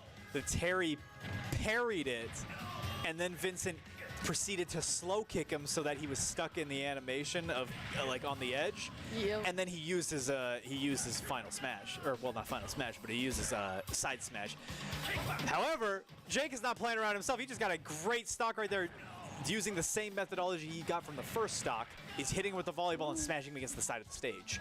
So there's a lot of really interesting tech we're seeing here between these two characters. Oh, absolutely. I think it's just very interesting to watch. Ooh, it's looking like it's getting real close. Ooh, a little bit of lag delay just to keep us on our toes. 141%. He's just got to get one good hit in his Terry. Oh, and I think this is it right here. This is the combo. That's what seals the deal. And it was a valiant effort. I was personally subtly, although I'm supposed to be unbiased, rooting for Jake. But Vincent, what can I say? He's the man. He's the GOAT. He's gonna. I think that's a 3-1, if I'm not mistaken. Yes, I would believe so. I believe he still took it on that one. Or no, that was a 3-0, I believe, because he played. Oh my goodness. I can't even remember. Apologies. Ladies and gentlemen, I am blanking right now on the exact scoreboard, but I believe it was a 3-0, if not a 3-1. The point is, Vincent took the loser's bracket in the loser's final, and now we are zooming all the way up to the winner's grand final. Yes. Against Dom and Vincent. Now, here's the interesting thing. I don't know if you knew this, Jade. We had an intramural with Smash Brothers prior to this. Yes. And the finalist in that one was Dom Vinny. So it's the exact same. Yep. The only difference is Dom that time worked his way up from the loser's bracket. I feel like, I was there. So my memory's a little fuzzy of it. It was a little too long ago. I've been studying the books a little bit too hard to remember that. So this should be another best of 5. I believe he's up by 1 round because he came from a loser's bracket. So Dom should be up by 1 already. No, I'm incorrect by that. I'm incorrect in that assessment. I thought the winner's bracket would add 1 to his tally. I am incorrect. We're going to switch the stream right back over to the game so we don't miss any of the action. We're going right back into the Vincent versus Dom. And still Terry v. Terry. It is their best character, so of course they're going to go with them. You know, it's who they feel most comfortable on. And we're back at the Pokemon Stadium, so it's looking like Vince will maybe have that advantage with those couple platforms, but you know, he likes his 3 platforms the best, so. I don't know who will have the advantage, but I do understand that if Dom can get Vincent off the stage, he can edge guard very well on those top platforms. He's done it with Greninja 1,000 times over. I'm sure he can do it with Terry. And this mirror match is always fun to watch, no matter how many times we've seen it. Today, nonetheless, in terms of all of the intramurals, no matter how many times we see it, it's always fascinating because of the double-edged sword that is the Go-Go Juice, as well as Terry as a character and how much damage, how much just raw power he can pummel out. It's just terrifying. It really is. And like, oh my lord, it always looks like it's gonna go one way, and then at the flip of a switch, it could just go the complete other way. And that is terrifying. It is scary, but you can't let them get into your mental. That is half the battle right here. I'm sure Vinny and Dom are good friends, so I'm sure that it's all they won't be psyching each other out too easily. But it will definitely take a mental toll when you hit those really bad stocks. I understand that Vince is down by 1 right now, and Dom has the Go-Go Juice, so it's definitely going to be bad for the mental. Oh, absolutely, and it's still looking pretty tight right now. Yes, Dom has that advantage, and he has the Go Juice, but Yep, and there we go. Got him back down, and I mean, Vince here is really close, and now he has his go juice. Oh, but loses it right away. He just took too much and just went too far. comboed right off the edge, right as the go juice came up. Dom is not giving him any breathing room. A great parry right there by Dom. The blue Terry. Let's see if the yellow Terry can catch up. Recovery on 62%. Nobody has the go-go juice. They're just going to try to whittle each other down with the side smashes. Yep. Oh, getting each other with the side smash. Oh, a jump kick. Just really wanted to kick each other and get each other down. So it's definitely going to be very interesting and so tight. But now we see that Vince here has the juice on, but I don't think Dom is going to want to let him go. He hits him with the juice, but sadly it's not enough to kill Dom. Let's see if Dom goes into it. No, he does not opt for the side kick, but he does go for the go-go juice smash. I thought he was going to recover from the edge with a pivot kick, but he just went right into the go combo. So, I mean, what else can he ask for, I suppose? And Vince was blocking so well there, so it just looked like it kind of took it down at just the wrong time and then, went flying. Well, that's the scary thing about Terry is that even if you put your shield up, that go-go juice is going to break right through it. There's not much you're going to be able to do, especially when they're at 100%. Terry v. Terry mirror match. Let's see it again. It's 1-0 for Dom. Let's see if Dom can take it.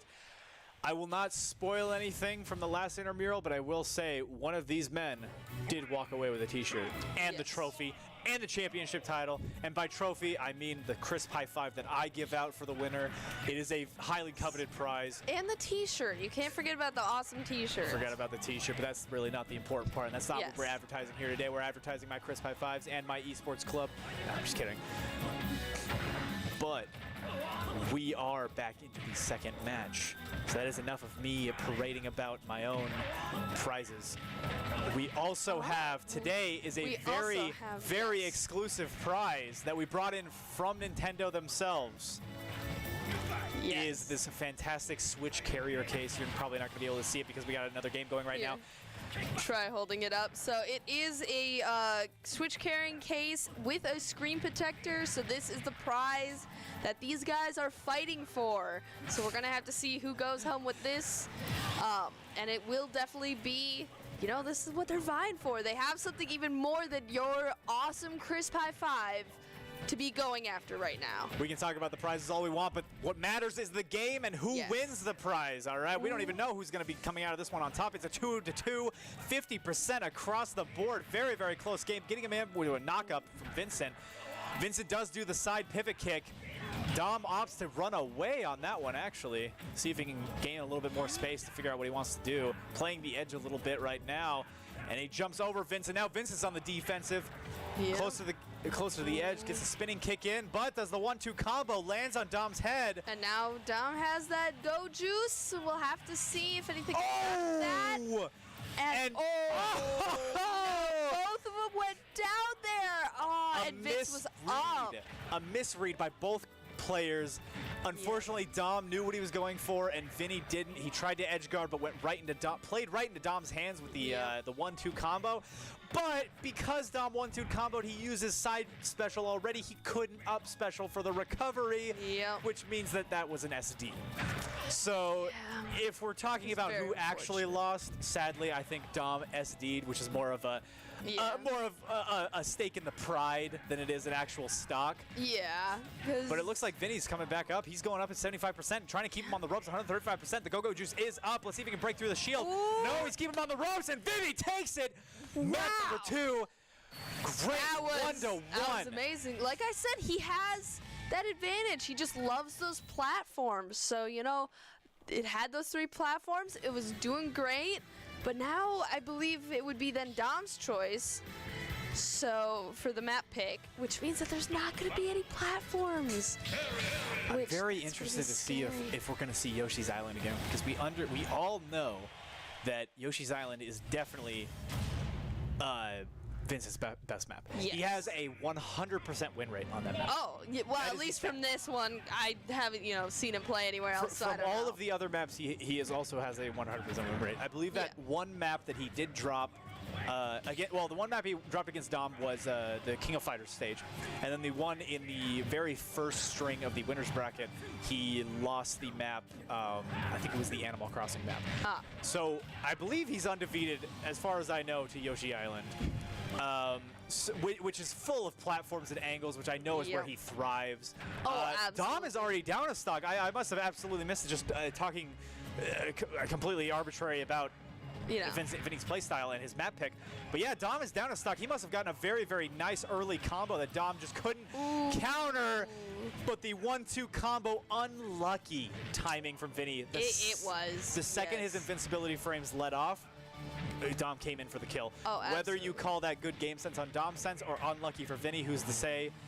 But now he's down. Well, definitely not us. We're just here kind of talking about this. Although, James knows a lot more than I do on most of this stuff.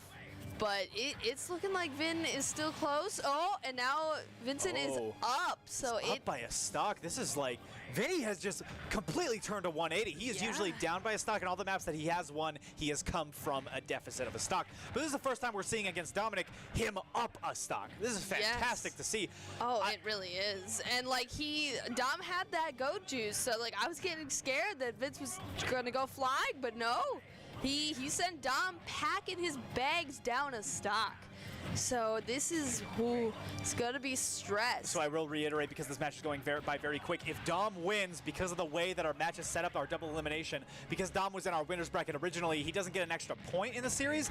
But, and he takes it. Vinny does take it. I was going to say if Dom wins this map, it was going to be over. But Vinny did take it. And it's best of 5. Yes. Which means I believe that is a, 2-2? 2-1? 2-1. It is a 2-1 match. Vinny is in the lead. That is awesome. So if this is a best of 5, like I was saying, and now that we have a little bit of downtime, I can reiterate. But yes, it is a 2-1 in Vinny's favor. Because Vinny came up from the loser's bracket, he actually has to fight Dom in 2 matches, which means 2 best of 5s, including this one. Which is scary to think about. That's 10 matches that you're going to play. Well, at max, I believe. Yeah. But still, nonetheless, it's very scary. Oh, the sidekick almost killed him right there. Yes. Still in the lead, 50% up. He's maintaining the lead. He wants to get that quick stock again. But yes, because Dom came from the winner's bracket, if Dom wins 2 more maps and wins this best of 5, the entire tournament is over. Yes. That means Vinny has to win this map, which means this match, as well as the next best of 5, which will be completely reset. Ooh, and it's looking like he is vying for that. Now Dom is already down 1, and Vince is really trying to get that prize. He's excited. He got a good map pick with, just that singular platform. I feel like it still gives him a little bit of an advantage. He likes those type of maps. So it's definitely very exciting to go in and watch this, because I believe that Vin already had a win on this map, so I was kind of surprised when Dom picked it. Ooh, that's very unfortunate. That's going to sting. That is an unfortunate SD. But I do agree. I believe the centralized platform, rather than the other platforms on each side of the stage, works more in Vinny's favor than it does Dom. I believe Dom's playstyle of using the 1-2 combo to initiate a combo, it bodes more well with multiple platforms, but this one singular combo. There we go. There we go. This one singular platform isn't really used for stringing together combos. It's used for cover. Yes. It's used for protection, and I think Vinny's utilizing that very well. He's about to get his go-go juice here pretty soon, and maybe he's going to be able to close out the stock on the go-go juice unless Dom can shut him down. Oh, no! Oh, but he misses the up special, and the recovery falls flat. It is now a 1-1 with technically Vinny in the lead, but this can go either way. Yes. Oh, as we've seen countless times now at this point of you can look at those numbers all you want, but it's still always and forever, I swear, anyone's game at this point.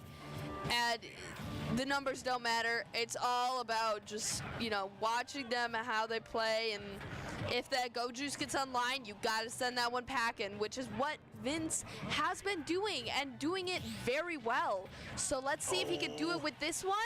So he's got him on the ropes. He got really close. Got him on the ropes. Let's see if the guard can go up. Oh, he barely clutches that up on. He squeaks out the recovery. Now they're back into the center stage. 139% versus 95%, both one stock. Dom does have that go-go juice. Sadly, he does not. He pivots into a side smash, and it looks like Vinny takes this. He takes this match, and he's moving on to take the series in the next best of 5. We're going to overtime, baby. like I said, I think Vince has gotten really good at seeing when that go juice is up and being like, okay, out of here. We need him off. Can't let him use that and utilize it, because Dom uses it so well. He can use that go juice to just send you packing regardless of really where you are in kind of that of the numbers and how many ticks you have left. It doesn't matter. It doesn't matter what percentage you're at. As long as you're a little above 60, that is going to hit hard like a truck. That is a 16-wheeler coming at you face first. And we are going... Looks like Dom wants to joke around a little bit. He wants to have some fun, kind of ease up some of the tension he's feeling maybe. So... Looks like he's going with a me character. Sweating as Terry during the whole tournament, because we know that Vinny has changed it up a few times. But we haven't seen Dom change it up once. He's only been playing Terry throughout this entire thing, which is why he's had a winning streak on the winner's bracket. But I think now you're right. He's just like, okay, it's 0-0, best of 5 grand final, which is now.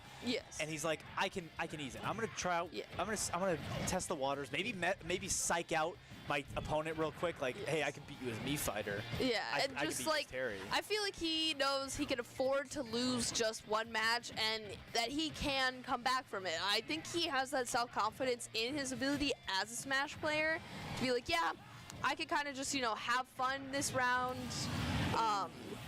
Although now he is down a tick there, but I feel like he also just, you know, is confident enough. This is what I applaud Vinny for every single time, is he understands how to read the up tilts. Whenever somebody, that's why the centralized platform is very important for him, because it has that upward safety. But whenever somebody wants to come down on him from a top, like, turnbuckle area and hit a really quick tilt, which if you guys don't know what tilt do, it's a very, very quick light attack that attacks very, very fast. He's got that go juice now. He knows exactly how to shield and shield pivot. That is what Vinny is very, very good at. And he hits him with the go-go juice, sending him flying into the stratosphere. And now he still has that go juice. Let's see if he's going to use that.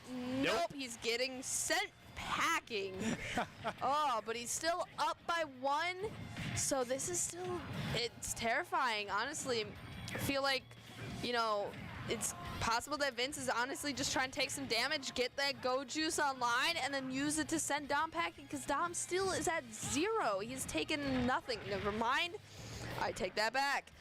But he hadn't taken anything up to that point, so he's doing could have been just trying to get that go juice. 127%. Let's see if Dom can squeak this stock out, and then it'll be more of an even match. 55% is nothing to scoff at, but it is still nowhere near knock-worthy. 79%, however, this might be a Terry match if he can get a go-go juice up, and there it is!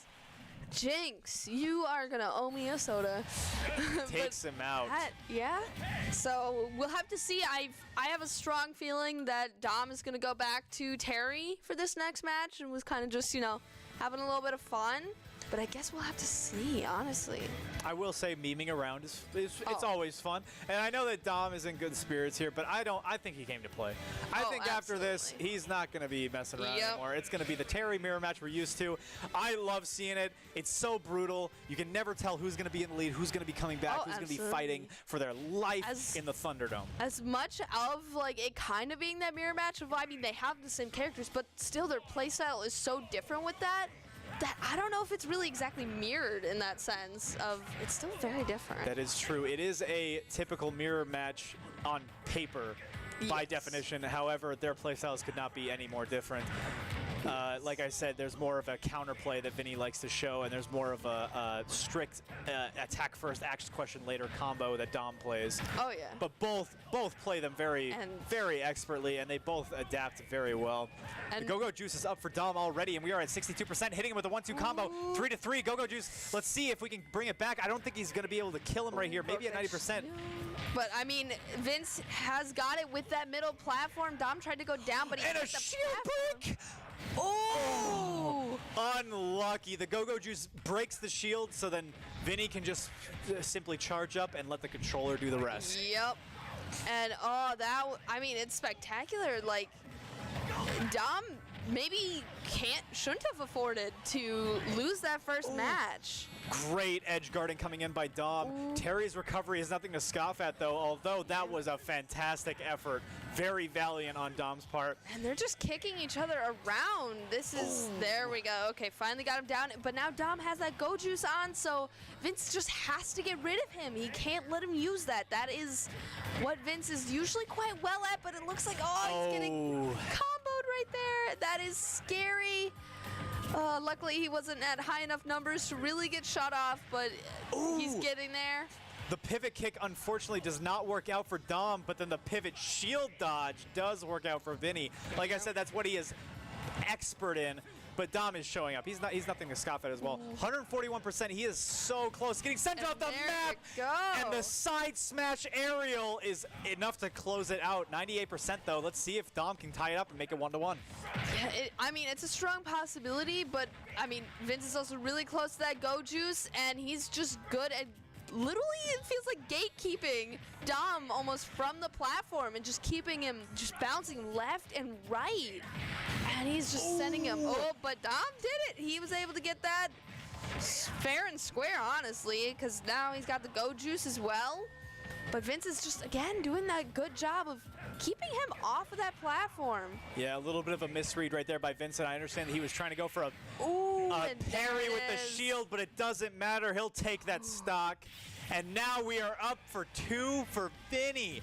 This could be the winning match, this next one. If Vin wins it, then he is going home with that sweet, sweet switch case. This very well could be the last match, and I was not expecting this much of a stomp from Vinny coming from the losers bracket. I understood he was a good player, but Dom has just been, he's been trying his hardest to go for the edge guard. I could see it in his face. He wants to play on the edge, but on maps like that, where the centralized platform is in the very center, he just can't play around it. I know, and I'm just surprised that Dom keeps going for these map picks that are obviously so good for Vinny. Like, he has to have, you know, that knowledge now of kind of how Vinny is playing. So I'm just surprised. I feel like he might just be, you know, having that self-confidence to be like, no, we're gonna take this back. I'm gonna completely get 3 in a row now, which, that's scary. That's what I was just thinking. I'm wondering if Dom is just luring him into a false sense of security, because I have seen Dom play way better than what he is now. But his current performance is nothing to scoff at. Oh, absolutely not. He is he's the returning champion. Yes. He is undefeated in the winners bracket. He statistically has the best map win percentage in the entire tournament. Even compared to Vincent. Yeah. But he also could be just kind of messing with him. Dom has played better than he is right now. Oh yeah. And I think what he's been doing is he's just been having fun with it, which is good. It's always fun. Which is fun what we want. Yes. Absolutely. But now he's bringing the bacon. I don't think he's going to be throwing this match as hard. I don't know. We still have that Vince kind of map pick that's at his advantage. So we'll have to see how then Dom is able to deal with it. Although it does have kind of the tiered with it, so immediately into a hurricane kick going off for the spawn, both of them landing blows on each other up to 40% within the first 2 seconds. We are seeing some neck-breaking pace going on in these matches. Pretty much, like, oh my lord, it's making me feel like my neck is gonna break. It's so close, and even with what it would appear like you know, a map pick that would favor Vinny more, it still seems like it's so close. And Dom must really love this map and do so well at it, because he just knows how to use those platforms to his advantage, which we have not really seen on any other map. And now we see that Vin is now down 1. Yeah, great running smash, but Vinny does not want to give him any breathing room. Oh, but a misplay on the recovery. How sad. I was about to sing his praises, but sadly he just flew a little too close to the sun, thinking that Terry's recovery was better than what it was. He is now the boy named Icarus with that. Oh my. Well, even with melted wings, he is not giving up 150%. Nope. I think. Oh, he almost closed it out. I don't know how Dom did not get staggered by that up aerial, but he is comboing nonetheless. Let's see it. Finally got Dom down 1 of his lives, and oh my lord, it is still so close. It's still always I anyone's pick. I do think these triple platform levels could be anybody's game, and it seems like it's going to be Dom's game. Dom's. He takes it. in surprising fashion. I think the first stock was very close. I think the last two were just complete blowouts. Yeah, and Dom unfortunately, Vince, kind of lost that one, just didn't get that recovery just right. So I feel like if he would have been able to get that, it would have been a lot closer and gone on just a little bit longer at the very least.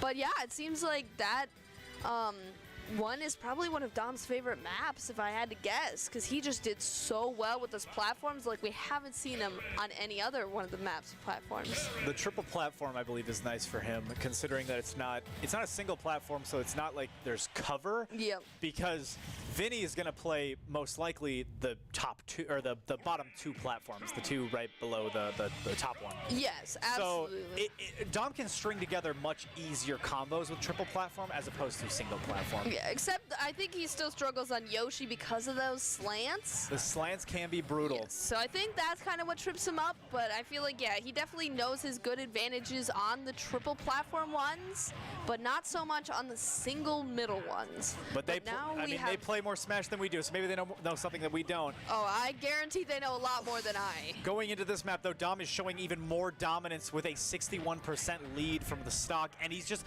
extending that lead by 90% now. Well, 75, so it's more like 80, but still. Definitely was getting into, getting Vince into that false sense of security. Although this is Vince's pick of a map, so we'll have to see. We have the side two platforms. Great parry into a side kick, but sadly the side kick is not what you want. You want a side smash. Great grab, though. Yeah, a great read for the shield, but it looks like Terry's recovery is just that much better. Another good parry. Like I said, his shield plays, Vince's shield plays are top-notch. I believe way better than Dom's. But Dom still has that aggression. He has that tenacity, and he has the reflexes. He understands when to use the go-go juice and when to kind of there we pivot go. around it. And now we have it evened up, but we also have Vince with that go-go juice, so it's still, it's looking quite brutal for Dom with that, but he is being brutal right back. Dom did waste his iframes right there. He lost the stock, and he has those little bit of invisibility frames when he spawns back in to deal that damage. And he tried to. He sprinted over to Vincent's coordinates, but sadly there was no cigar. And now because he wasted those invincibility frames, Vincent's just clear to use the go-go juice whenever he wants. Yep, but it looks like Dom was still able to take it, and Dom is going to be a lot closer at getting that go-go juice. So that just, this is terrifying. But I definitely do see Vince use his shield a lot more than Dom, but it seems like he is trying to use it a little bit more, at like the very least. I was about to say, I think Dom heard me because I've been seeing him shield up more this map than he has in the previous match. That was a close one too. It's well deserved. He's up 2-0 with the go-go juice. I think, well, 2-1 I should say. Oh, but he sadly misses it. He misses the combo, but he gets punished because he does know how to shield. We were complimenting him about his updated shield plays. He learned from his mistakes. He understood that he needed to parry more, and he did it right there. That is a 2-2 scoreline, and this is the grand final match. This is the map that decides it all. I know. I mean, I thought we were going to go all 5, and maybe it'll be like I called it, like I sees it. And it could just be that now Dom is going to have that sweep of getting 3 in a row. But maybe, Vin does now then have that, map advantage, and he's going to get to pick it. So maybe he'll go Yoshi's, that Yoshi map, because I feel like that's his biggest advantage. So maybe? I'm not entirely sure. We're going back. This is the Kingdom Hearts map, and this one Vince has a great track record of. Vincent, absolutely, he has a fantastic record book in this one. I believe this one, I don't know the exact stats. Yeah, it's definitely got to be close to 100, though. Oh, absolutely. I have not seen him lose this very much, if at all. Yeah, I would have to holler the same of, like we've said plenty of times, I feel like at this point, of it has that middle platform, which is great for that cover that Vince just loves. So this is definitely going to be at Dom's disadvantage, but I don't think he's going to try and see it that way. I feel like Dom is still going to do pretty well getting it back. Right now they are still quite even, but now Vince also has that go-go juice. Ooh, and almost booted Dom right off the edge with some of that edge play, but now they both have some go juice. And great edge guarding right there by Vinny. Absolutely perfectly predicted. I will say that Dom is having a great learning with when to shield and when to use his up airs, Yes. which is exactly what, like how you play in Vincent's hands, is Yes. knowing when you're going to recover. He makes his next move off of that. Dom is keeping him guessing. He wants to. He doesn't want him. He doesn't want him to know when he's going to recover. He doesn't want to know when he's going to use the up air. But sadly, I think he just forgot about that for that last stock because Vincent read him like a book. Oh, and Vince is just sending him. Oh! Oh, it's close calls right here. And Barely. Vince is so close, but yet. And he hits him again. Oh. Oh my goodness, this is a massacre. He's hit him with 3 go-go juices in a row, and they hit him on the very end of the hitbox. 2-1 There we stop, go. Now we 0-0 lost that. percentage. Let's see if he can bring it back. This is a fantastically close game. This Dom is at is so 13%. scary. One stock going in really quickly, hitting him with the 1-2 combo. Oh, hitting the side A. Great pivot. Hitting with the ranged attack, trying to zone him out a little bit, but the pivot kick brings it in. Vincent is closing the gap. He does not want to make it ranged battle. Dom is trying to keep it steady. Great parry going on. And Hitting Vince with the is side just A. keeping it underneath that middle platform, really too, doing good of keeping under there to just, use that to an advantage because that's how his playstyle works best. Keeping him off the edge now and trying to get him to not be able to come back up, but Dom is the able to crab might get it. recover and throw him off. Let's see if this edge guard works. Dom Ooh, manages it to was recover. very Let's see if Vincent close, though. counter it. He does have the go-go juice going, so he might be able to get the second stock up. He's at 90%. If he uses the go-go juice, he could get a finisher, and that means that it would be a 1-to-1 stock line, but he Yep. would still be at a 119% deficit. And Vince was, staying up Oh, there, but there and the goes side Dom, A! and now we have Vince as our winner. That one was crazy. I hope we're not exploding your ears off with how loud we are, because this is, that was My just apologies, crazy. ladies and gentlemen. I did not mean to sound that crazy, but that is an amazing upset. We have not seen that yet. Everyone had their money on Dom. Everybody knew that he was the grand champion who came back. He 3-0'd Vinny last time, Yep. and this map was the closest we've ever seen. It was a 2-2 score line. Vinny brought home the money, brought home the bacon, put his foot right on Terry's throat, threw him off the edge. Great victory, great power plays. I've never seen Yeah. Go-Go Juice utilized that well. Yeah, oh yeah, and Vinny just was very good with, having it so he could get that last map pick, because that is where he shined. I was a little surprised, taken aback, that he didn't go for the Yoshi map, but he went for that hollow heart. I don't know. The Kingdom Hearts map. Yeah, Kingdom Hearts. That's what I was trying to find the words for. Centralized platform, absolutely. Yes, and I mean, we saw him shine on it earlier, and he did it again, and he was able to pull it, and he got that good prize now. So I bet he's all excited about that. Now they have also both won an interim tournament. So That is true. They will both be walking away with a shirt. Dom already walked away with his a few Yep. months ago. It is finally a new champion's term. Vincent, Yes. congrats. Absolutely well-deserved. Yes, you did. Some of the best Terry Wonderful. plays I think we have ever seen. Absolutely the best go-go juice edge guarding I've ever seen personally. Oh, yeah. That I was mean- fantastically played. Yeah, I remember slightly watching the last Smash one of this that we did, but now, being in the hot seat with you and really watching it, getting into it, that was terrifying, but just exhilarating to watch. It was So much fun. beautiful. Thank you everybody for tuning in. Yes. We will try and get Vincent on the stream for a little quick interview. I want to thank we were just going to be cutting it right away because Vincent has to leave very soon. Yes. Unfortunate, but I want to thank everybody for tuning in. That will be the end of the stream. Don't forget to check out the Esports Club as well as the varsity program if you're interested in collegiate competitive programs for next year. Yes. We'll be starting that off. Please reach out to Dylan Gentlecore, the head esports coach. You can also reach out to me, James Mullen. I work in the esports lounge. You will know where to find me immediately. I'm the redhead. I can help you get in contact with the club as well. Any events or any questions you want to know more about, please feel free to come in and ask them. Yep, and we also have tomorrow night, I believe, because I know for our Overwatch Nays for Flatline that I am a part of, we got moved to tomorrow at 8. But I think that Valorant should also still be going on. So I think we're going to have 2 different NACE games tomorrow. So definitely make sure to tune in for those as well. We will have 2 different streams, one on YouTube and one on Twitch. One will be the Valorant game and one will be the Overwatch game. Come cheer our students on. We're going to be going against other collegiate teams. Yes. And we are undefeated so far, I believe, in everything but Valorant. I think they dropped 1, but they gave it to It them. appears that Valorant actually has a bye week for this. So they're still, they won. they won, basically, is what we're saying. Pretty Absolutely. much. So then tune in to watch me and my team Flatline play for Overwatch tomorrow at 8. A little bit later than we normally do it, but we had to reschedule with the other team for some scheduling conflicts. We're still undefeated too as well, so we're hoping to keep that streak. So definitely tune in and cheer us on, and that'll give us some extra energy to keep that streak going. Absolutely. Audience participation is always helpful, and it always pushes the team. Yes. We want to thank everybody for tuning in. I want to thank the lovely Jaden for helping me cast. This was awesome. I want to thank our production department, Noah, for being a fantastic observer and stream manager. And huge congratulations to Vincent, the UWRF Intramural Spring 2023 Smash Tournament winner. We will all see you in the next one. Yeah. Bye.